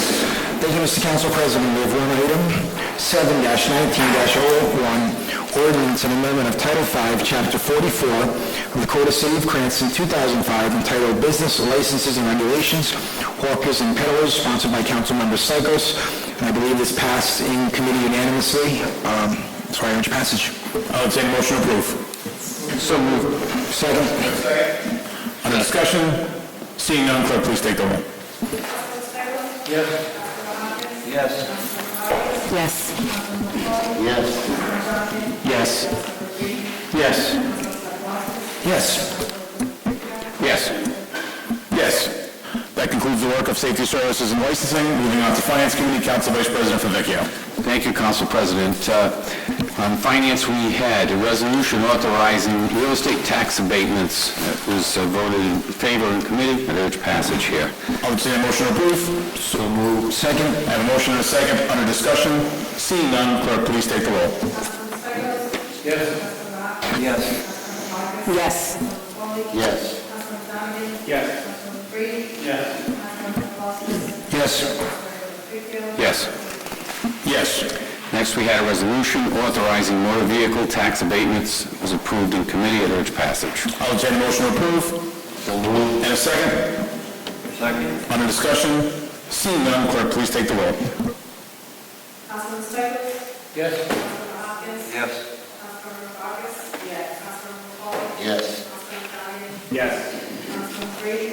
Yes. Councilman Foster? Yes. Council President Tito? Yes. Yes. Next, we had tax interest waiver approvals. That passed unanimously. I urge passage. I would say a motion to approve. So moved. And a second. Second. Under discussion. Seeing none, clerk, please take the roll. Councilman Stichels? Yes. Councilman Hopkins? Yes. Councilman Vargas? Yes. Councilman McCauley? Yes. Councilman Donovan? Yes. Councilman Brady? Yes. Councilman Foster? Yes. Council President Tito? Yes. Yes. Next, we had tax interest waiver denials. It was also approved. I would entertain a motion to approve the denials. So moved. And a motion to have a second. And a motion and a second. Under discussion. Seeing none, clerk, please take the roll. Councilman Stichels? Yes. Councilman Hopkins? Yes. Councilman Vargas? Yes. Councilman McCauley? Yes. Councilman Donovan? Yes. Councilman Brady?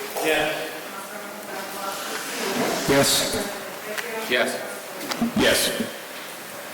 Next, we had heard 8-19-01, ordinance and amendment of Chapter 2.40.030, Code of the City of Cranston, 2005, entitled Administration and Personnel, Salary of the Mayor, sponsored by myself and Councilman McCauley. This was approved in committee. I would say motion. Motion to deny. I have a motion to deny. Do I have a second?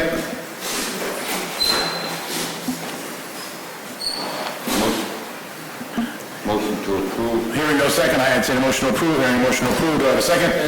I have a second. Under discussion on the motion to approve. Seeing none, Council Vice President? Thank you, Council President. This was heard in committee, and I know that some of the residents expressed a concern over the increase. However, I think it is small, considering that 19 years without an increase is pretty long by anyone's standards.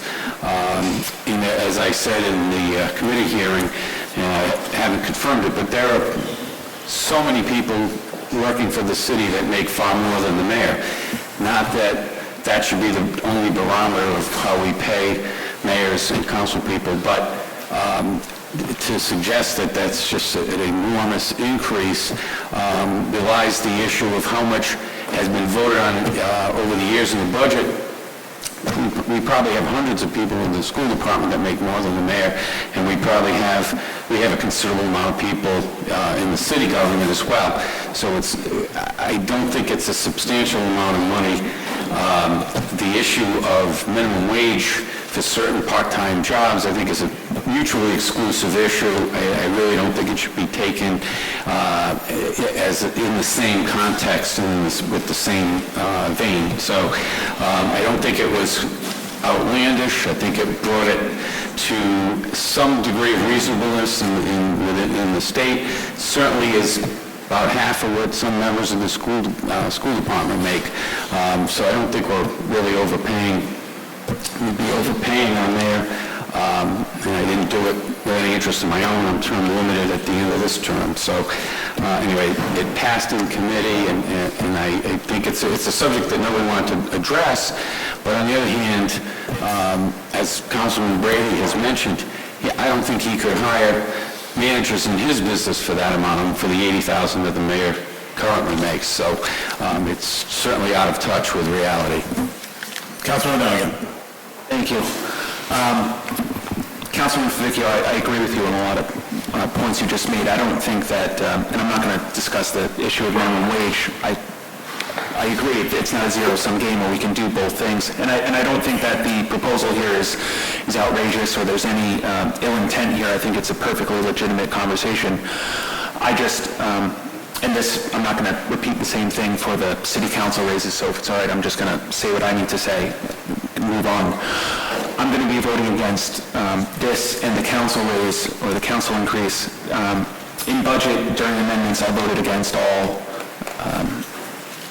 raises for appointed positions because, and I'm going to be voting against these because I feel that when there are workers in the city that are making less than a living wage, but also when we're not able to give the schools what they come requesting for, when we hear that there are something like there are thousands of applications that we're not able to fulfill for the rental assistance programs.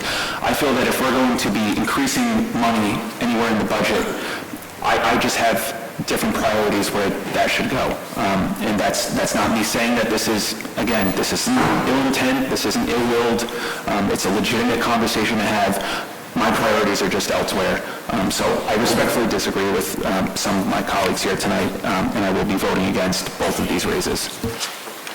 Thank you, Councilmember. Councilmember Stichels. I also will be voting against the increase for the mayor. And I think that while you can cite a lot of people who make more than the current mayor's salary, the average family income in Cranston is in the $60,000 range. And I think often elected officials lose touch with the reality of what most people are going through on a daily basis to earn a living. And I think it's $80,000 is a pretty good pay. So I'll be opposing this. And I would also echo the comments of Councilman Donegan that the rental assistance program is really a critical program to keep people in their homes, and I hope in the future we're able to increase the money that we're giving to that program for people who lose their job or are victims of domestic violence or any other problems. Thank you. Any further discussion? Councilmember Paplaskas. Thank you, Mr. Council President. We've been thinking about this a lot. I voted no on both of them in committee, and I'm going to vote no tonight to stay consistent with what I did in committee. This is a tough one for me. While I feel like the mayor and the next council, we should look at raises, especially when it goes back to the 80s for the council pay and the 90s, early 2000s for the mayor's pay. We just had a small tax increase, and I'm just not comfortable with raising the salaries at this time, so I'll be voting no. Councilman Brady. I just want to echo what I said in committee, because I do think it's definitely a tough topic. Money can be allocated throughout the city in various different ways. There's a lot of needs. However, in my business, I'm looking at it from an economical standpoint, and if I didn't give my employees a raise in 19 years, I think they would all leave me.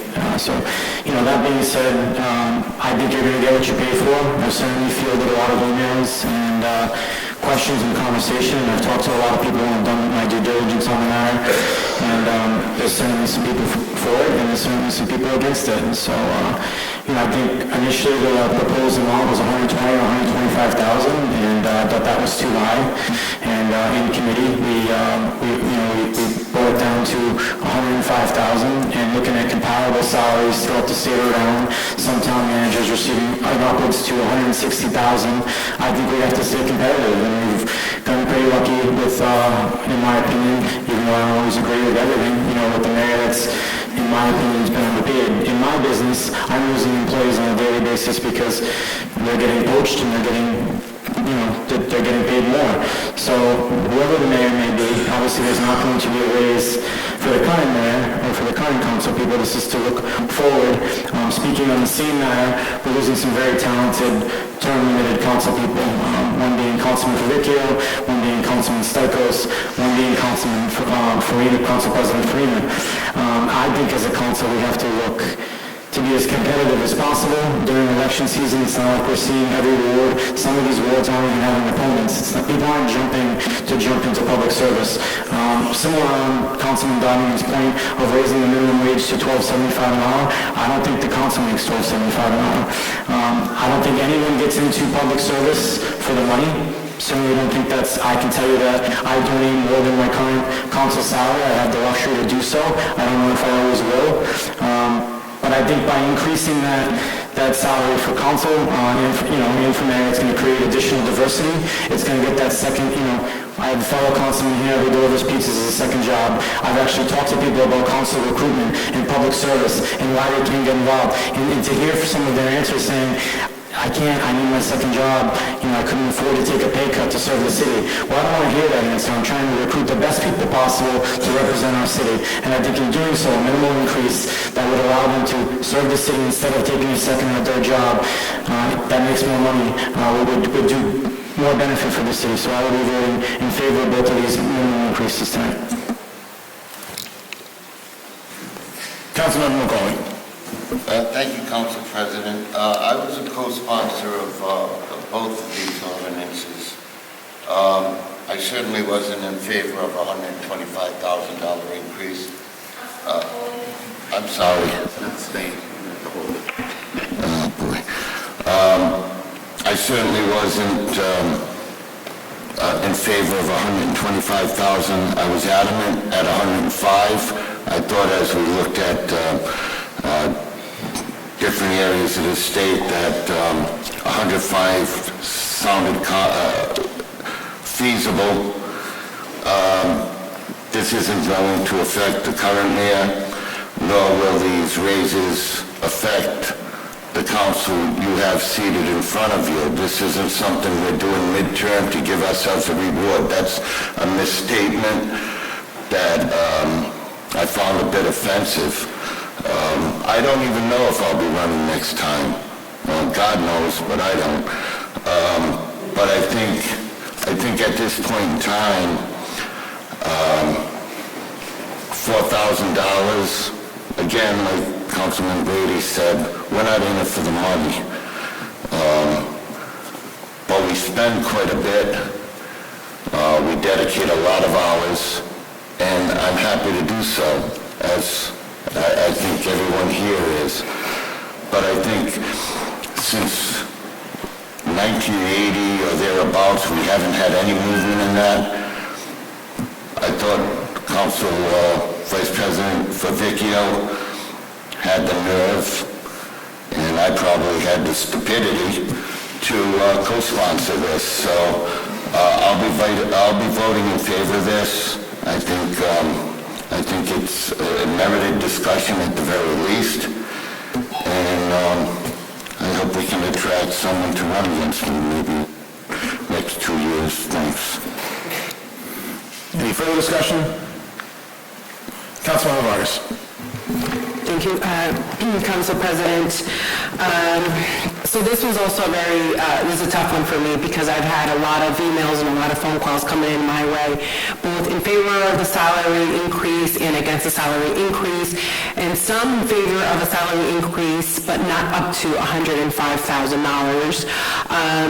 And so do we want to attract qualified candidates for a position to represent our city? It's a job that I'm sure is 24/7, very much like ours as well. But I have to go based on what the constituents, the voters of Ward 1 have expressed. And I can't vote on this based on what I personally how I would vote. I have to go based on what the voters actually would want me to vote. And so initially, I was in favor of actually voting in favor of this. But after much thought about it in conversations that I've had with the constituents and the calls and the emails within the last few days, which have been more than a handful of phone calls, I'm not going to be able to support the increase of the mayor. And as far as the council goes, while we're all talking about it, regarding the next ordinance that was going to be going up before us on the council's race, I kind of, what Councilman McCauley alluded, we're not even sure whether or not, if the voters of Ward 1 decide to vote me in for re-election, I think it would really be putting me in a bad situation for me to be voting in favor of my own raise as a council. While I think that $4,000 is also very low, at the very same time, when I came to represent and decided to run for office, it definitely wasn't because of the money, and that's for sure. And it's a job that it's extremely busy, keeps us busy, and very much I don't mind it. And I'm a mother of two, and I work full-time as well, and I have this, but at the very same time, I can't vote for the council raise or the mayoral raise, the mayoral salary increase at this point. Thank you. Anyone else? Seeing none, I'm going to be supporting both of these. In my view, the mayoral increase has not, the mayor's salary hasn't been talked about in this chamber since 1999. That was the last time any council talked about what the rate of salary should be for the mayor of the city of Cranston. 1999, that is 20 years ago, 2 decades. There has been no change, and no council has had the fortitude to take this issue up. I want to thank Council Vice President Vivicchio and Councilman McCauley for actually bringing this up and having a lively discussion about it. That is the point of the council, to have a discussion and openly talk about it. Attorney Kirschenbaum, before we go for the vote, I will allow you to get up and explain to the public kind of what we talked about in committee. I'm sorry, I was out of the room when this talk with council, when this, for reference purposes, the council order and I one day were looking at the city budgets have passed.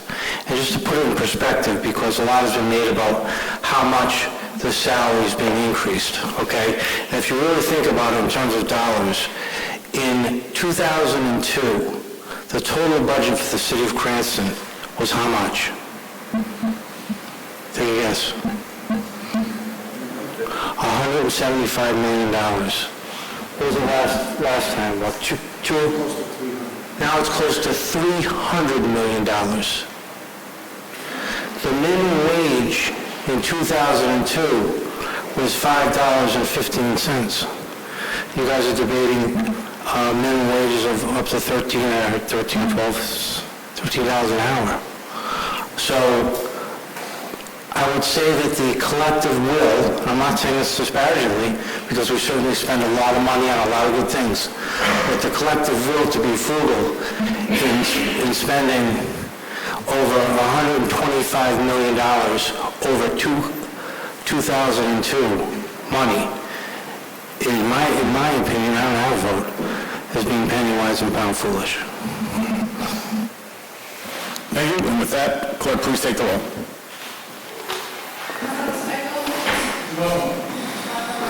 Yes. No. Yes. No. No. Yes.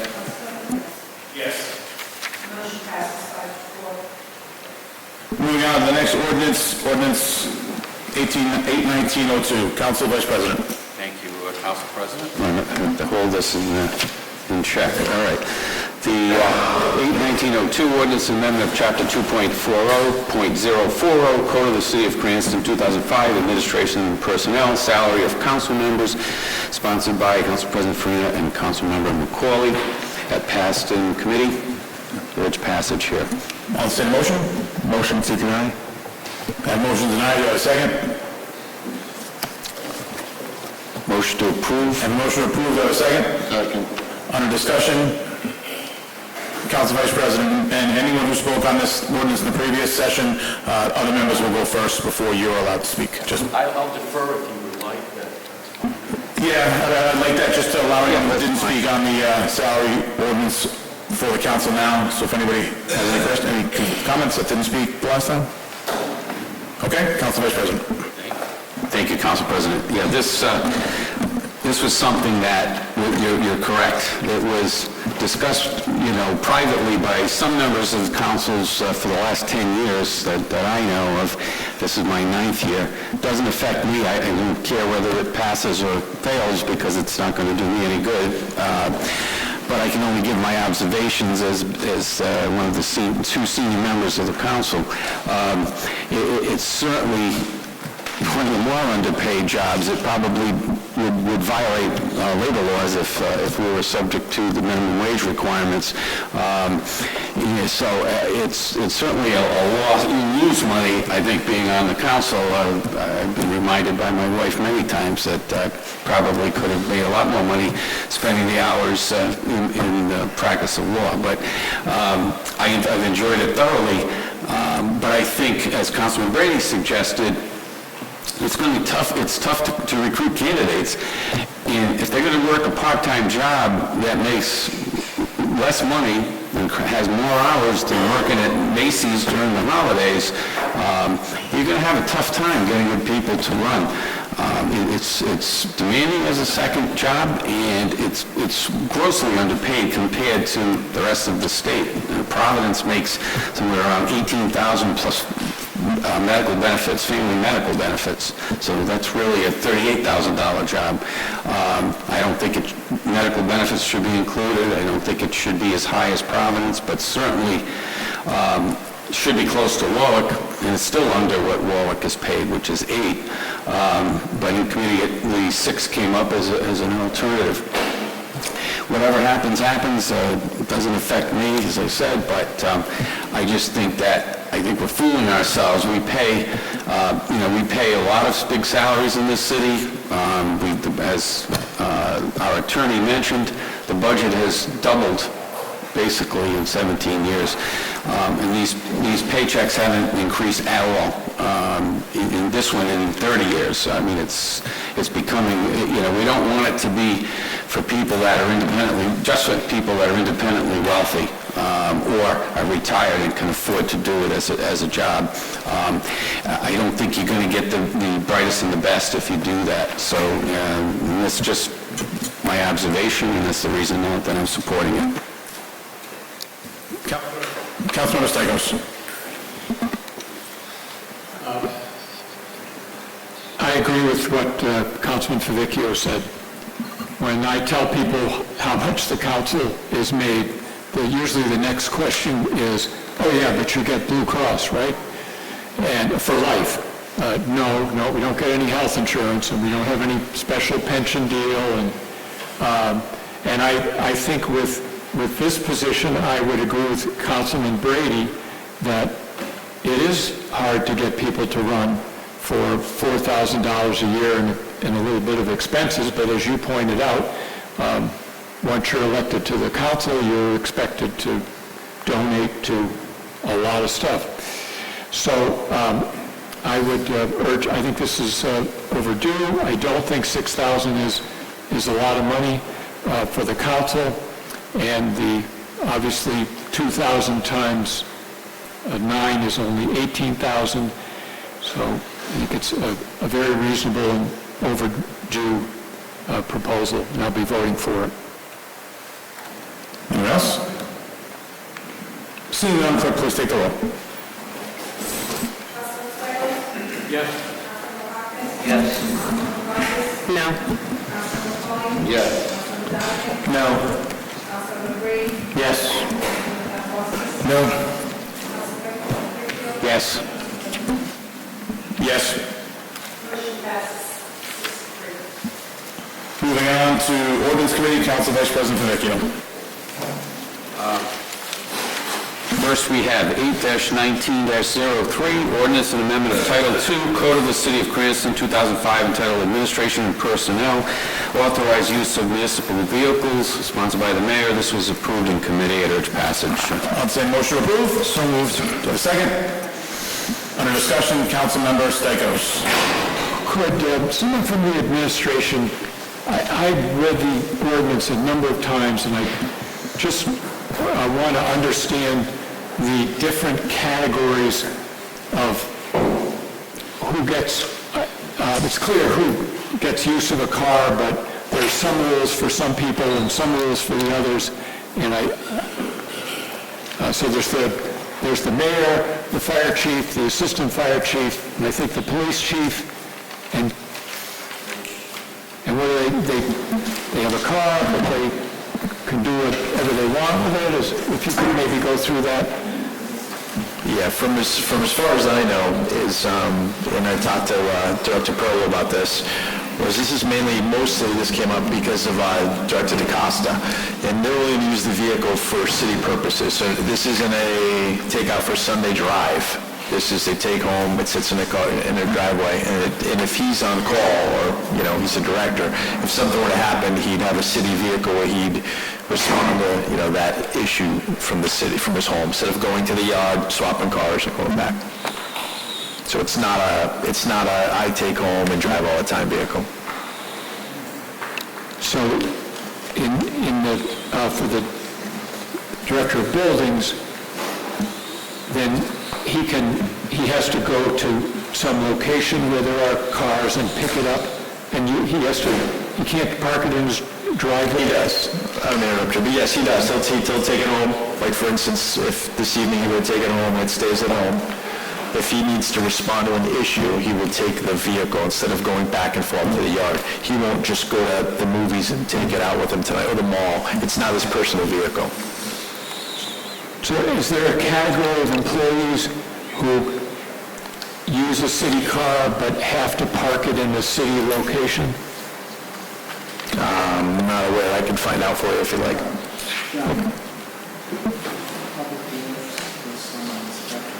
Oh, that's there, yeah, okay, yeah. So as far as like public works and inspections, like Director Strom said, like their vehicles do stay on site, like there's some here now, so they'll come in the morning, public works, they bring their vehicle to work, and then they'll go out during regular work hours. They won't respond to like an after hours call, correct? I think they're in the parking lot now. Okay, thank you. Any further discussion? Thank you, Mr. Council President, to the Deputy Director. So this is in case, a pipe breaks at the police station or one of the fire stations. The Director of Buildings doesn't have to go to the yard, get his vehicle to respond. He can just leave from home and get there quicker. Is that basically? That's correct, Councilman. Okay, thank you. Councilmember Ray. Following up on some of Councilman Stichels' questions, I certainly see the intent of the vehicle use. I just had a question from the administration. Being self-insured as a city, do we see any increased liability from insurance purposes based on allowing this to happen? Great question. I'd have to check. I don't think there would be. I mean, if it'd be sitting. Yeah. From council, use of business. I mean, it's going to be sitting in our yard or their yard.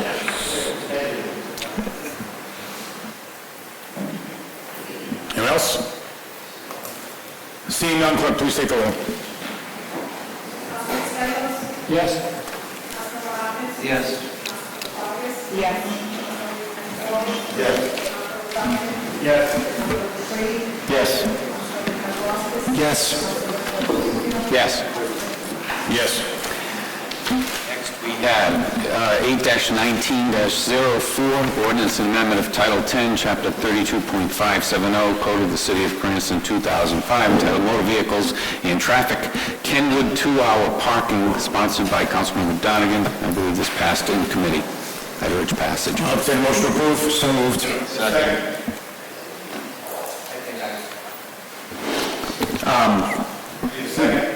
Second. Second. We discussed this in committee. This is coming from the several business owners. They're, to put it frankly, fed up with semi-trucks parking overnight all day in front of their business and back of their business, taking up parking space along Kenwood. So this is to prevent that from occurring any further. We haven't received the traffic report on this yet.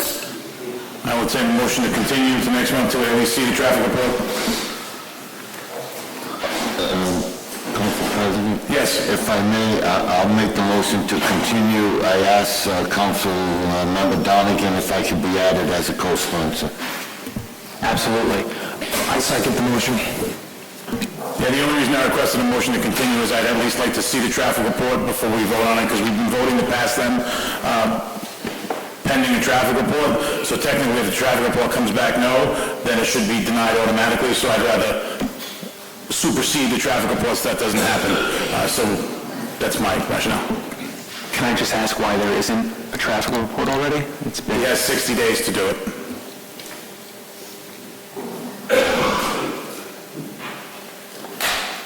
Yeah, and to the floor, this came up as an issue with the clerk and I last week as we were passing them in lieu of a traffic report, pending the results.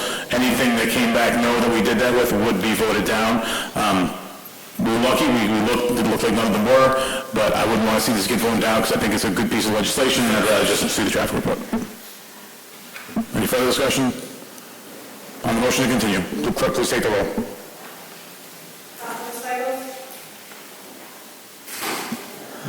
Yes. Yes. Yes. No.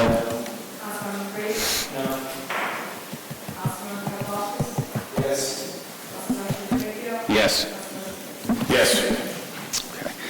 Next, we have 8-19-05, ordinance and amendment of Chapter 17.12, Code of the City of Cranston, 2005, titled Zoning Historic Districts as amended, Nathan Westcott House, Local Historic District. This was sponsored by Councilmember Stichels, co-sponsored by Council President Farina, Council Vice President Favicchio, Council Members Hopkins, Vargas, McCauley, Donegan, Brady, and Peplauskas, basically all of us.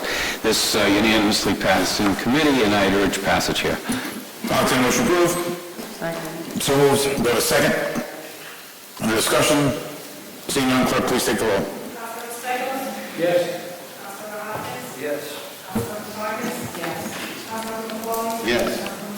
Yes. Yes. Yes. Yes. Yes. Yes. Okay. And lastly, we had 8-19-09, ordinance and amendment of Chapter 17, Code of the City of Cranston, 2005. Yes, Greg, you missed it. It passed unanimously, since we all sponsored it. Okay, I'll start again. Ordinance and amendment of Chapter 17, Code of the City of Cranston, 2005, entitled Zoning, Change of Zone, New London Avenue, petition filed by Westcott LLC. This passed in committee. I'd urge passage here. I'll say motion to approve. Do I have a motion to approve in a second. Under discussion? Councilor Stichels. Yeah, I have a couple of comments to make, and then I'm going to make a motion to divide the question. There are two aspects here. There's the change of zoning, and then there's the parking issue. And the parking issue, I think, I support that. I think it's really makes sense for an area like Chapel View that we not rigidly require the number of parking spaces per business when there's a whole complex that the businesses can share parking. And some of them do most of their business at night and some during the day. So I believe that parking section is 4A in the ordinance, but the online, I can't make the connection online with my computer. So what I'd be asking is for, and this is something in Robert's Rules of Order, I'd be asking for 2 votes, one on the Section 4A, the parking section, and the second on the zone change. On the zone change question, I am not in support of that, not because well, I should say why I'm not in support of it, the double negative. I'm not in support of it because we don't know what the impact of that change will be. And this council has been very accommodating to the Carpianato Corporation and their developments. But I think our responsibility is to find out what's being planned and what's actually going to happen, and then, if we think that's a good idea, granting the zone change. Many years ago, we approved a broad change in zoning for the Carpianato Corporation at Chapel View, and what we were told at the time was the plan was for the citizens' property, the former citizens' property, to be a multi-use development, and that there would be housing and there would be retail, and we were told that this was the new trend. People wanted to be able to shop within walking distance of where they lived, and I think all of that was sincere from the Carpianato Corporation. But that's not the way it worked out. The way it worked out was Topgolf, which we all voted for. But that we're being asked tonight to agree that that zone allow motor vehicle and recreational vehicle sales. And that's a pretty big category that can chew up a lot of land and have a lot of impacts. So Mr. Coates in the committee, speaking for the Carpianato Corporation, said, well, those auto dealerships, that's not what we're talking about. That's not the way the auto dealership of the future is.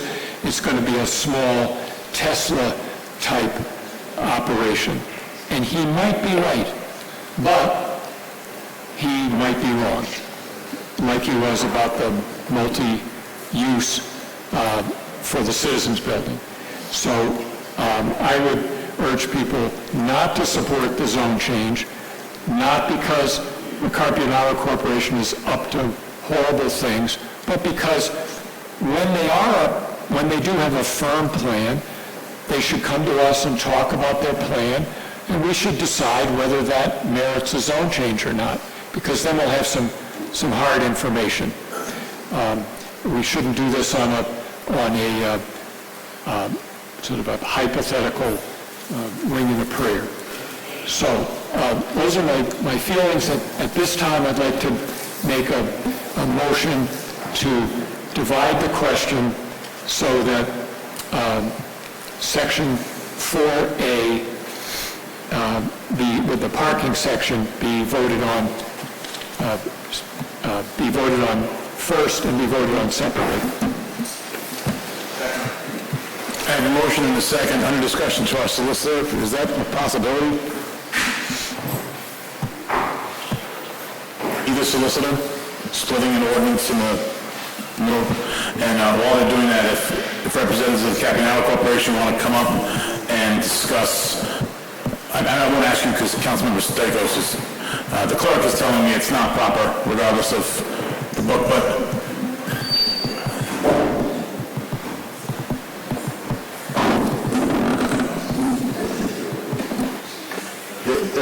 I'll give you a minute for Councilmember Stakos to sit down before you answer the question he had in his statement about why you're asking for the zone change now.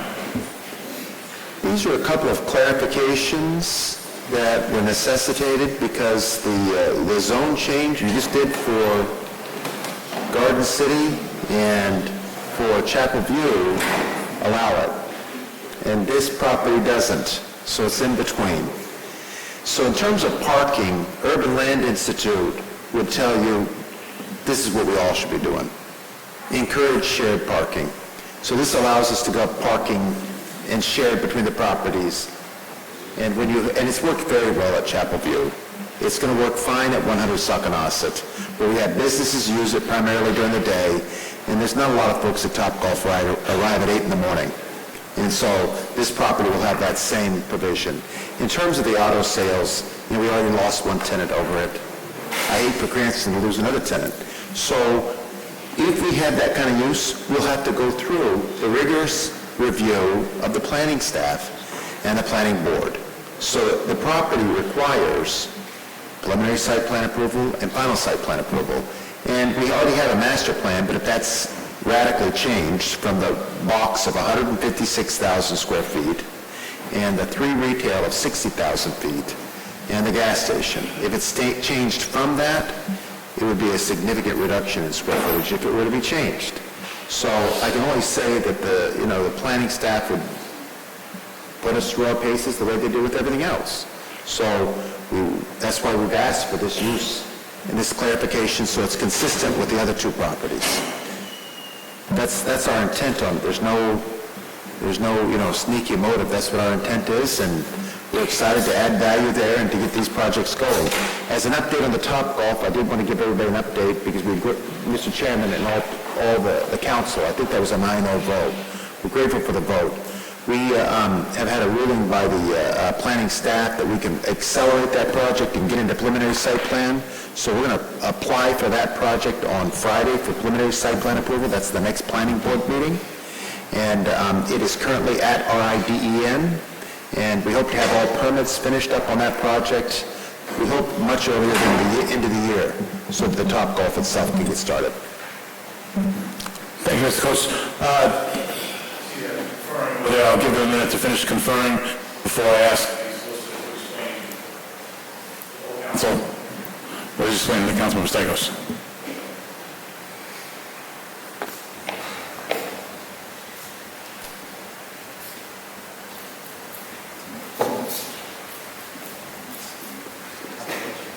We have a motion and a second on the floor. If it's germane to his motion and a second to split the question in 2, sure, but since the lawyers are deliberating, let's...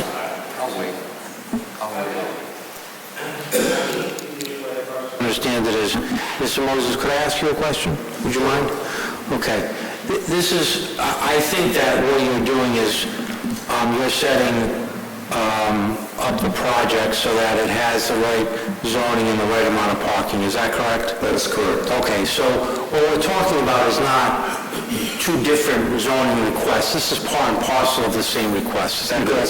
So I think it would be improper to split up your request because it would, if one were passed and one wasn't, then it would dramatically alter what you were trying to do here. That is correct. Okay.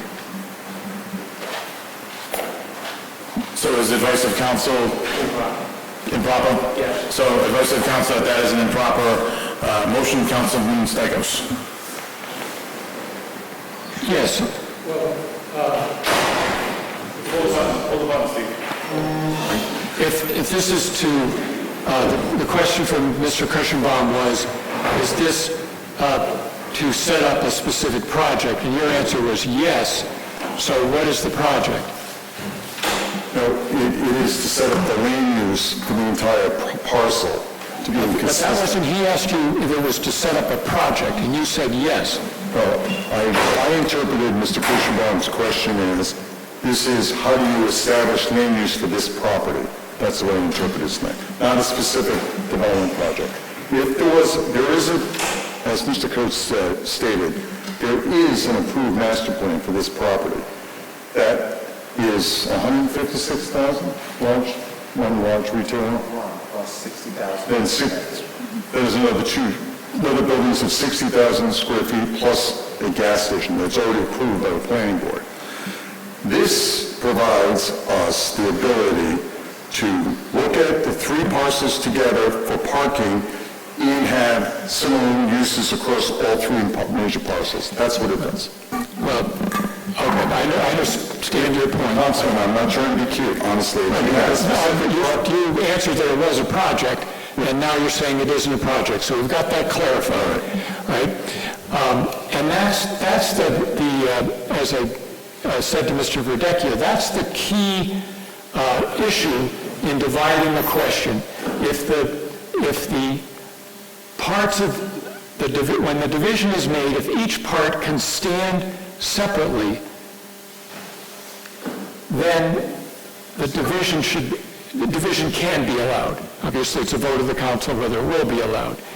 And these two things can stand separately because there is no specific project. It's a concept. It's an overall, as you heard, an overall approach. So, not to interrupt, but you have to think of your land and your land use as a bundle of rights. And it's the courts refer to it over and over.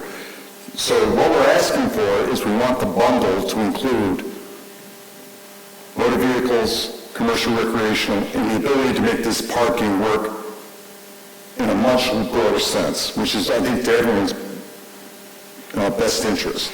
So that's what we're asking for. We want our bundle of rights to be the same as it is at Chapel View, the same as it is in 100 Saconaset. We're trying to create consistency. That's really what we're trying to do. Yes, I understand that, but that doesn't relate to the question of whether we can divide this issue.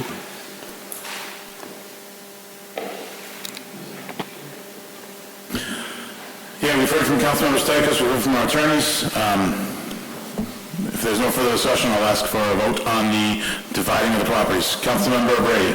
I just want to have a follow-up question. Steve, why are you asking for the separation of vote? Is there a section of this that you don't agree with, or why? It's actually not that page, but yeah, I agree with the parking section, which is section 4A, I believe.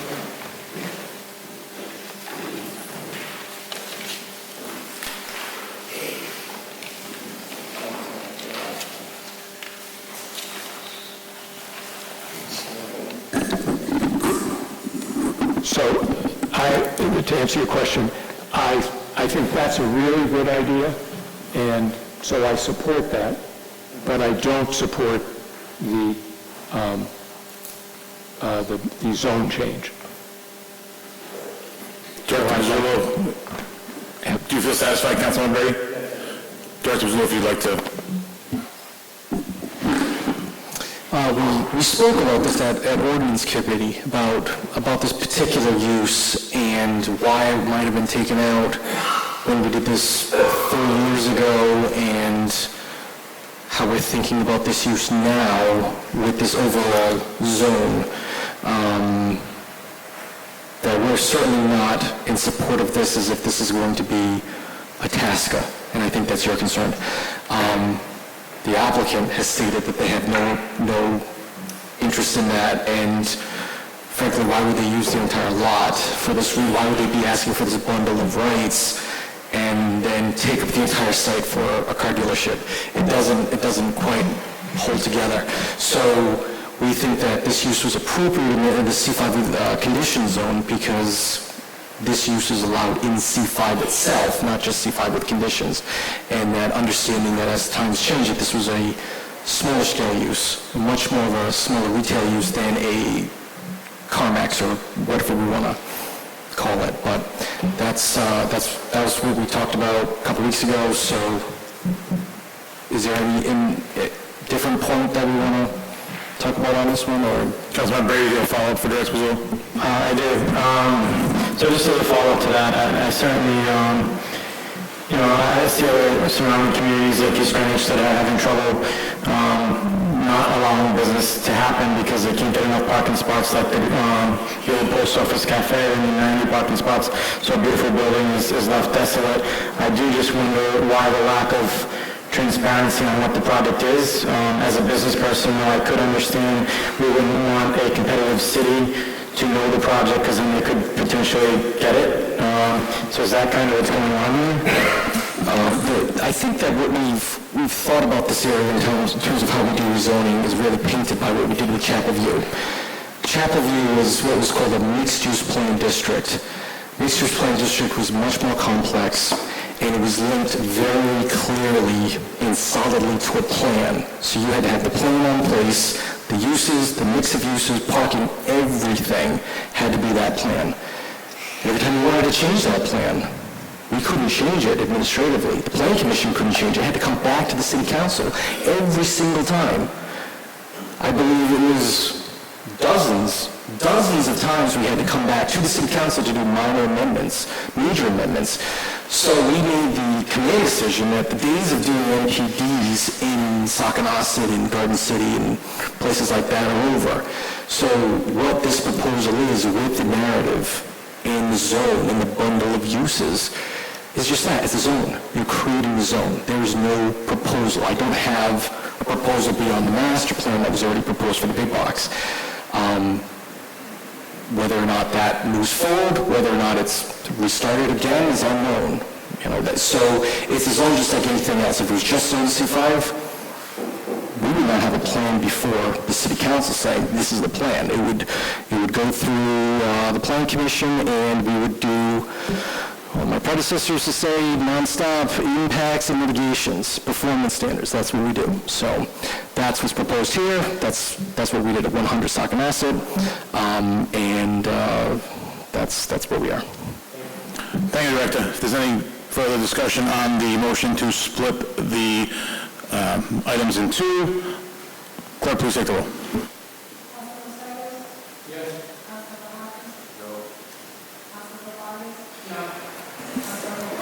Yes. Yes.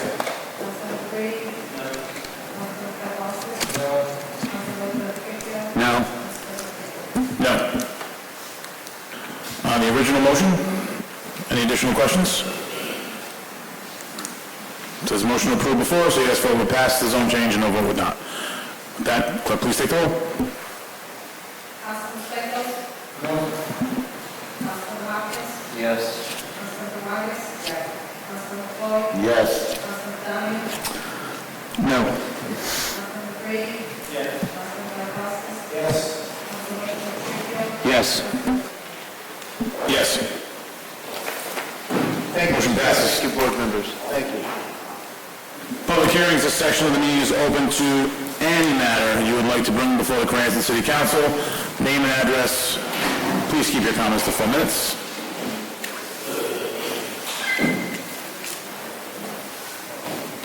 Good evening, Pauline. Name and address to the record, please. Pauline DeRosa, 97 Cypress Drive. This is it? Okay. I just have a few topics this evening. With the new zone changes proposed for the fountains at Chapel View and the proposed road improvement projects for Route 37 and Pontiac Avenue, we, the residents of Garden City and the surrounding neighborhoods, are waiting patiently for the city to give us any word about Saconaset Crossroads at Hillside Road. The city has jurisdiction over any road improvements that may take place in that corridor. We've been told Saconaset Crossroad will be a major discussion point when further plans are filed with the planning department for any proposed development work along that corridor. That could take 2 years or more. What is it that we need to do to make the city respond to our concerns? Is there a valid reason for this inaction? Do we need to see an accident at that intersection in order for there to be any resolution? About 3 months ago, Councilman Favicchio told me he would look into it, but I have not received a response. A suggestion would be to post a no left turn sign at the top of Hillside Road for drivers traveling east onto Saconaset.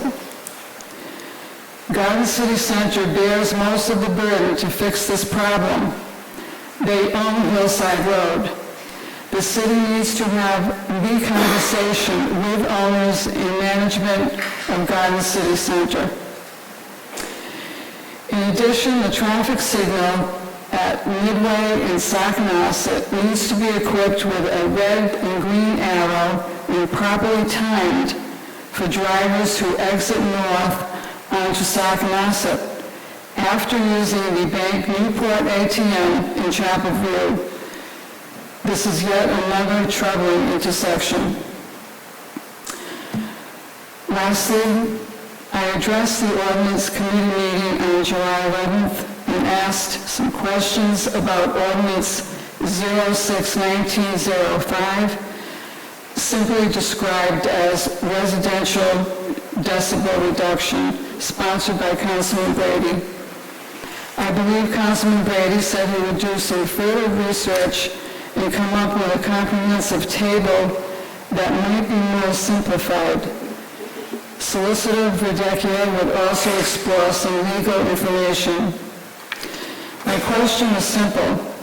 In a case where a business abuts a residential property, should not the decibel level of the residential property trump that of the business? According to the table, the maximum allowable sound pressure level for a residential property would be anywhere from 15 to 30 decibels lower than an abutting commercial, industrial, or public property. This is a significant difference. And the residential property owner would be exposed to a much higher level of noise pollution depending on the time of day or night. Thank you. Thank you, Pauline.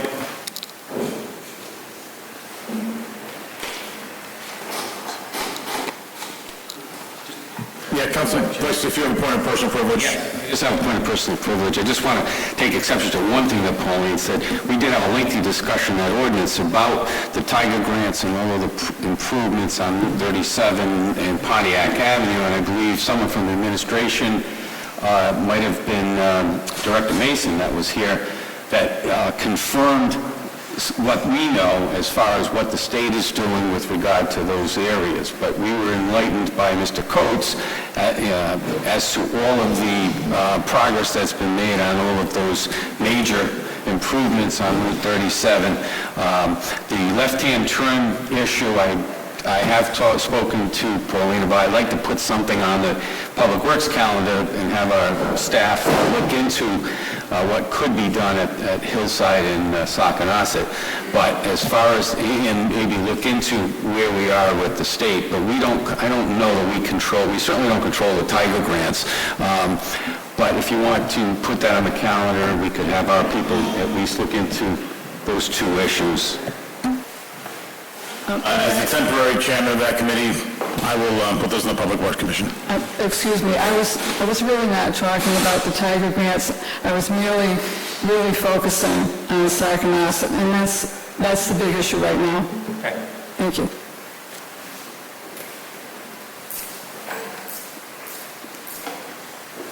Good evening. Jay Baum here, 41 Oak Street. I'm here to talk about something that former Councilman Paul Coyote mentioned earlier today about the traffic pattern in the area of Traynor. Now, since the construction started on Park, Traynor has been used as a cut-through, even though there's signs posted, no through traffic. I have been talking with Councilman Donegan on many occasions about this, and Traynor Street has become a mess, you know? People are running stop signs, they're speeding through the streets. Not only that, they're taking Oak Street, they're taking Maple to cut over to Park, and they're speeding through those sections. Now, there is one-way section set up during certain school times, 7 to 9, 2 to 3. There's one-way sections. Doesn't stop people from doing it. They're going in both directions during those times. I have witnessed it firsthand. You know, as we know, we had an issue the other day where a person was going the wrong way and an incident occurred. This is, you know, something that I saw coming, and many people in the area had saw coming. You know, I've talked to the police department. When I wanted to talk to the traffic controller, the dispatcher told me they're aware of it and hung up on me. So now I'm coming in front of the city council to say, we need to get something changed, before we have somebody get seriously injured or even killed. Thank you. Thank you, Jay. Councilman Brady. Jay, I appreciate you coming and speaking on this important topic tonight. I just want to join you for a point of information. Councilman Donegan, even myself in the last safety service meeting for the last 8 meetings have brought up this topic. We've communicated with the Cranston Police and gotten the same answers that you had, and it's obviously tragic what happened, but we have to trust that. I'm not sure what else we can do as a council here, because we bring it up, month in, month out, and I trust our Cranston Police. That being said, we agree with you.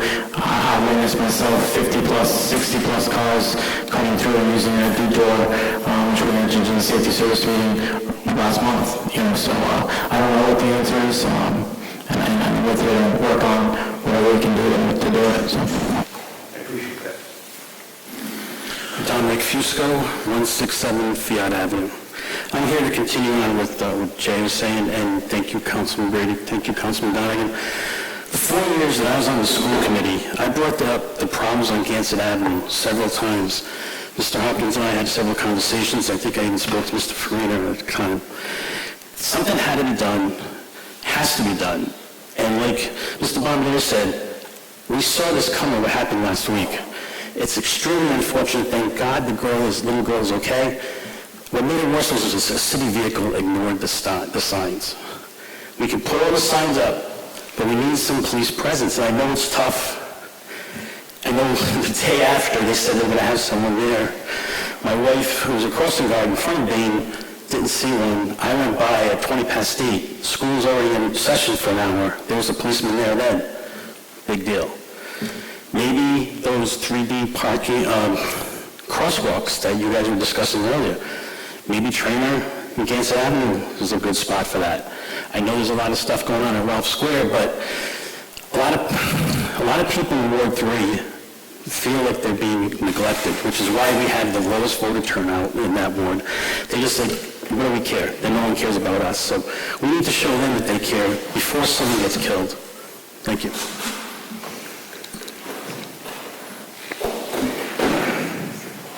Shelley Fusco, 167 Fiat Ave. I am the crossing guard in front of Bain, and I saw the accident that happened last week, and it's really sad that it had to come to this. I see this every day. There are the do not enter signs, and the people are continuously going down there. This afternoon, just in a half hour, I had 6-7 cars going right down the one way.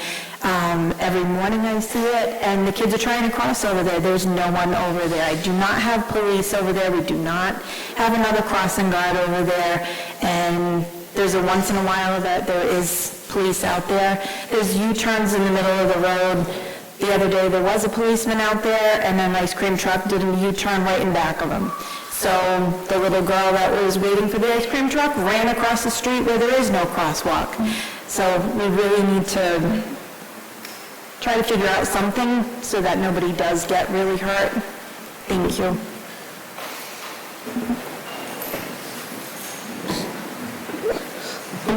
Councilmember Hopkins, if you want to. Yeah, just to follow up on that as a possible suggestion, I know we had a similar issue with Lake Avenue a long time ago, and we ended up temporarily closing it.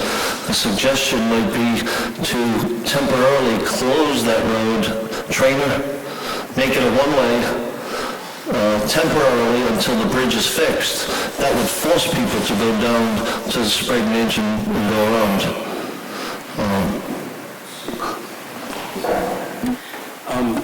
That would be great, but we need someone there to enforce it.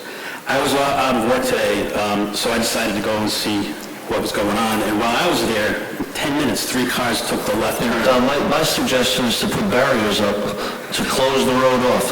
Jersey barriers. Well, the only problem with that is, what about people going to the main track or the field over there? It's like catch-22, you know? Yeah, you know what I mean? So there's definitely room for discussion. I'm not I'm saying just toss it out of hand, but this is a start. Thank you. What was I going to say? Oh, yeah. The next ordinance committee is going to be talking about the solar ordinances by Councilman Stichels and the planning staff. Unfortunately, I've got a prior engagement, so I won't be there. But I ask that you approve Councilman Stichels' amendment to get rid of solar in Western Cranston. And if you don't do that, I'd ask that you can vote to continue the Stichels amendment and the planning staff amendment to November, because it's going to take a lot of discussion and conversation and thinking to get this right for the finally. And I was glad to hear that Solar Sky and the mayor have withdrawn their net metering agreement. I was amazed they thought they could even get that through in the first place. This is now a chance for the city to get it done right, since they all agreed to do an RFP. There's a growing movement for institutions requesting net metering agreements to put conditions on these projects. The Exeter West Greenwich Regional School District did this in their last RFP for net metering.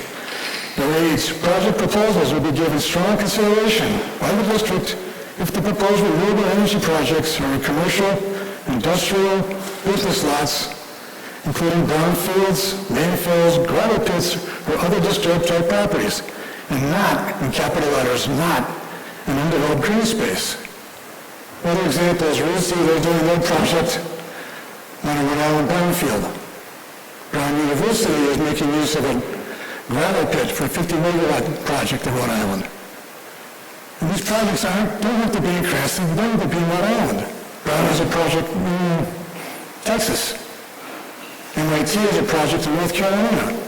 You can go out of state, across the country, to get these credits.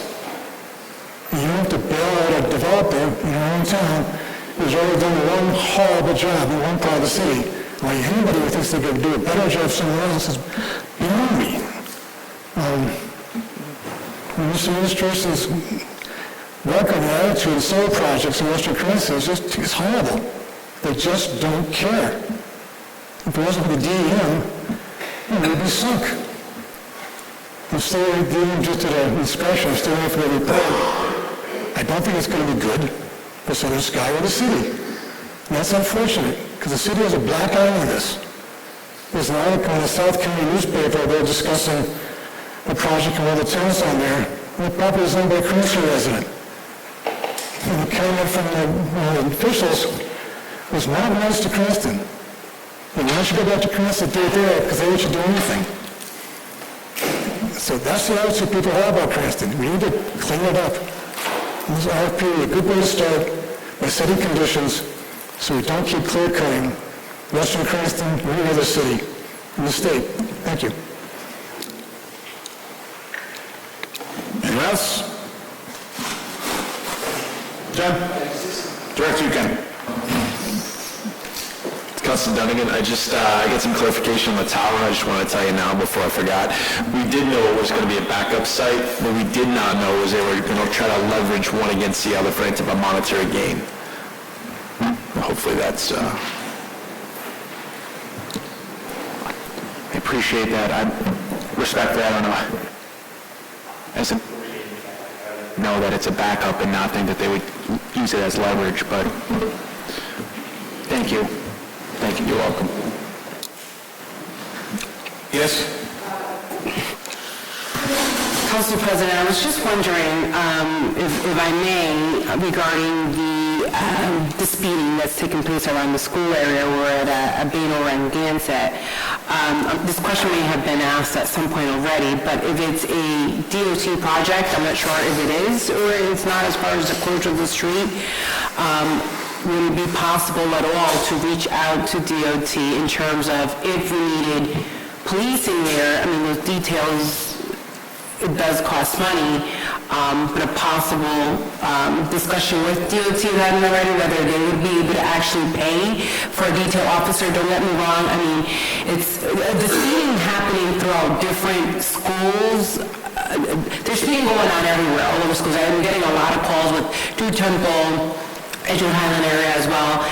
But just a thought, not to be intrusive into your ward, Councilman, but I'm just curious if that is a DOT project, and I can't recall if Director Mason stated whether it was or it's not.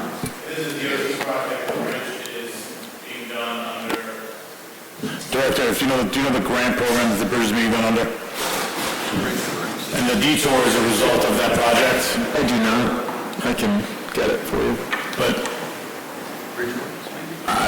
I think to have this goes against kind of what I was talking about a few months ago when I said to just talking openly about things to belabor the point. If this is something we want to add to Public Works for a hearing, bring Director Mason in, talk about it in detail. I think those are the best options for things like this as opposed to getting into this cycle, because we could probably talk about this for a couple hours. There's a lot of questions we all have on the project and the detours. Councilman Donegan? Just for it is on the docket under Council Communications.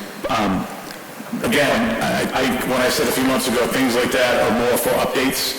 This item probably needs more of a hearing than an update from the administration on potential path forward, unless they have something which I don't think they do. Can I just respond to my colleague?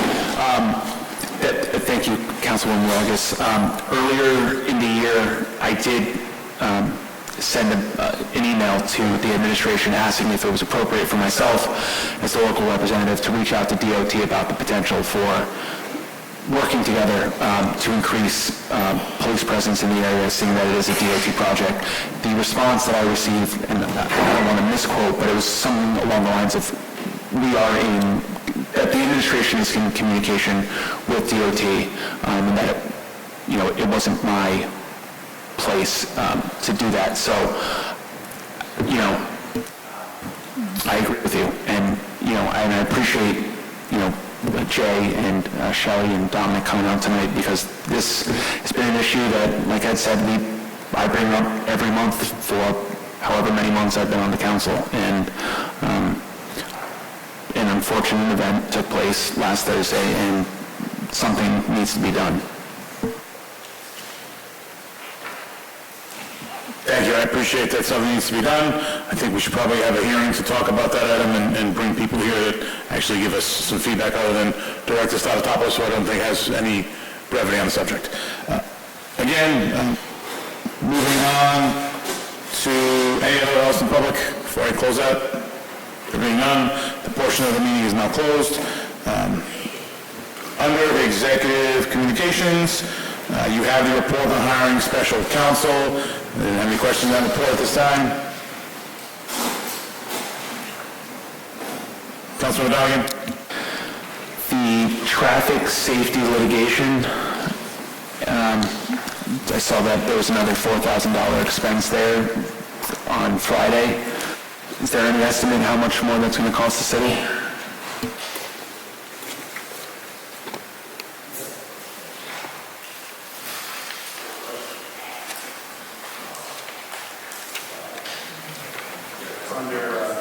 It's on page 3. It's the second two lines, or the second line from the bottom under DeSisto law. There's an amount paid of $4,004 on the 20th.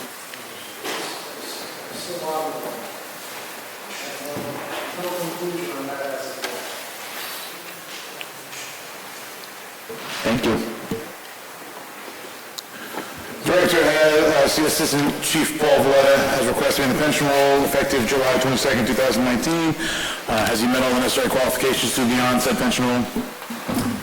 Yes, he has. I'll entertain a motion to put Deputy Chief Valletta on the pension rolls. So moved. Second. I have a motion and a second. In discussion, seeing none, clerk, please take the roll. Councilman Stichels? Yes. Councilman Hopkins? Yes. Councilman West? Yes. Councilman Foley? Yes. Councilman Donovan? Yes. Councilman Brady? Yes. Councilman Paplaskas? Yes. Councilman Fisher? Yes. Yes. Again, we have the motion. Retired Deputy Chief Herb Bassett requests to convert retirement pension to disability pension. Referred for special council meeting on 9/9/2019. I'll say motion. Motion approved. A motion approved in a second. Any discussion? Seeing none, clerk, please take the roll. Councilman Stichels? Yes. Councilman Hopkins? Yes. Councilman Vargas?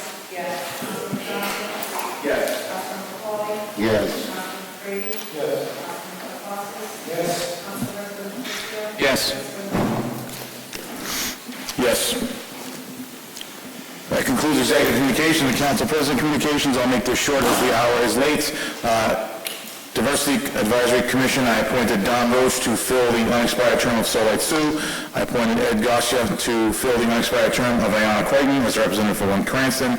And we wanted a status on the paving of Silo Drive, which was requested by Tom Dottori.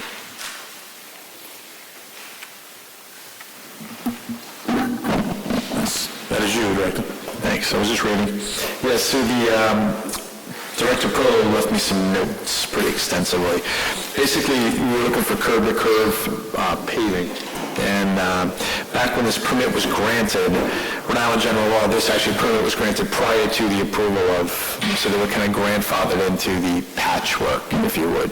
So that's it standing. Thank you.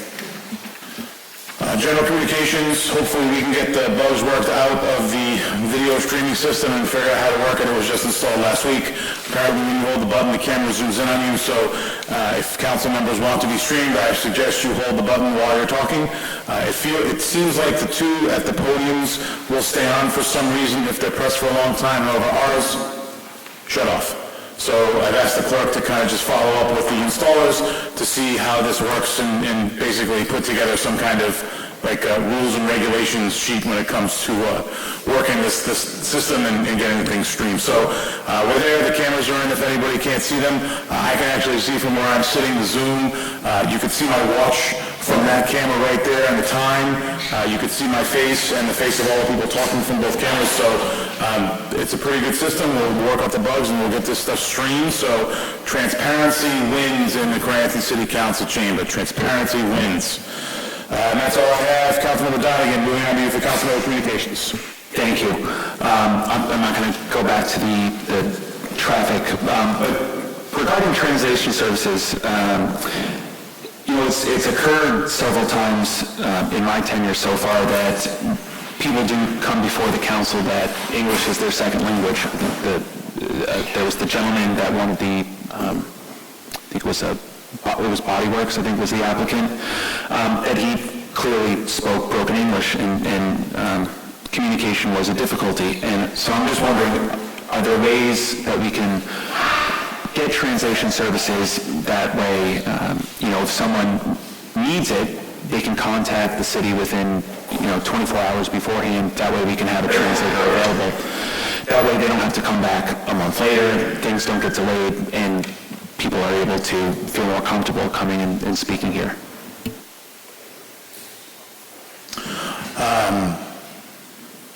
So from what the clerk just told me, we don't have a budget for it, and her recommendation at this point would be that if anyone needed a translator and they knew about it before, and they should make arrangements with their attorney who was representing them to help them facilitate a translator. I do think that that's something we could tell people when they come in the clerk's office, that if you're going to need translation services, as you are an applicant, you can bring it with you. I do think that if we know it far enough in advance, we could probably try to help them. I just don't know where we would find it and how the city would pay for it. But I do agree that it's probably something we should look into. I know they do have a phone they can call on a line that we have at City Hall, so maybe it's something we give them to say, if you need to contact City Hall, call this number so we can get rid of any communication issues there. But I would look to the administration to, Director Strom, you got your hand up.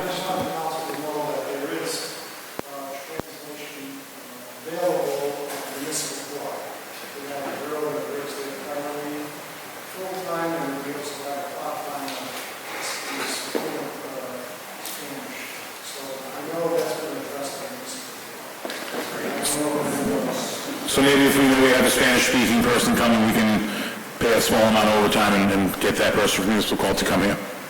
Thank you. Council Vice President Vecchio.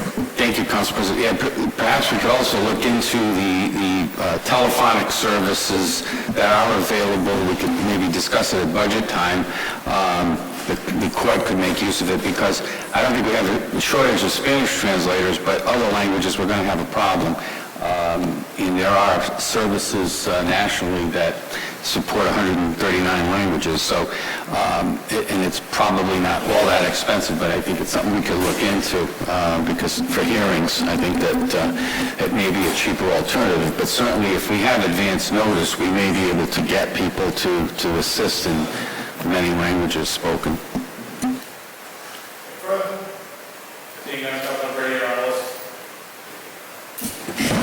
Thank you, Council President.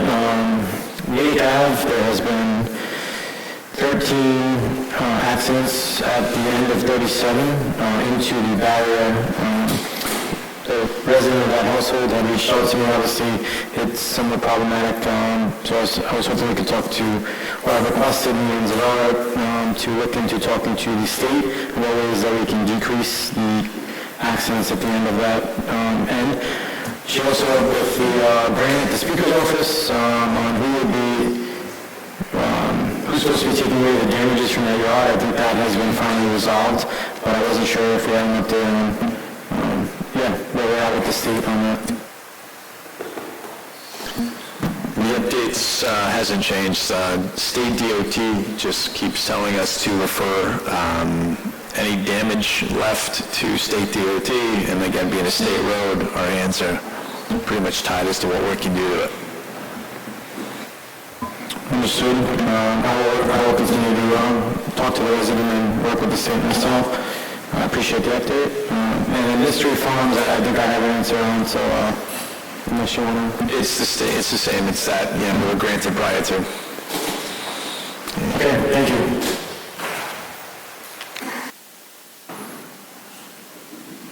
Any further council communications?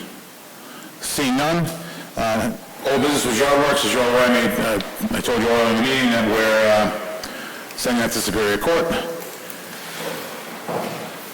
Council, Attorney Deck, if you want to give us a brief as to what you're doing in Superior Court? I know you can't get too much detail, but just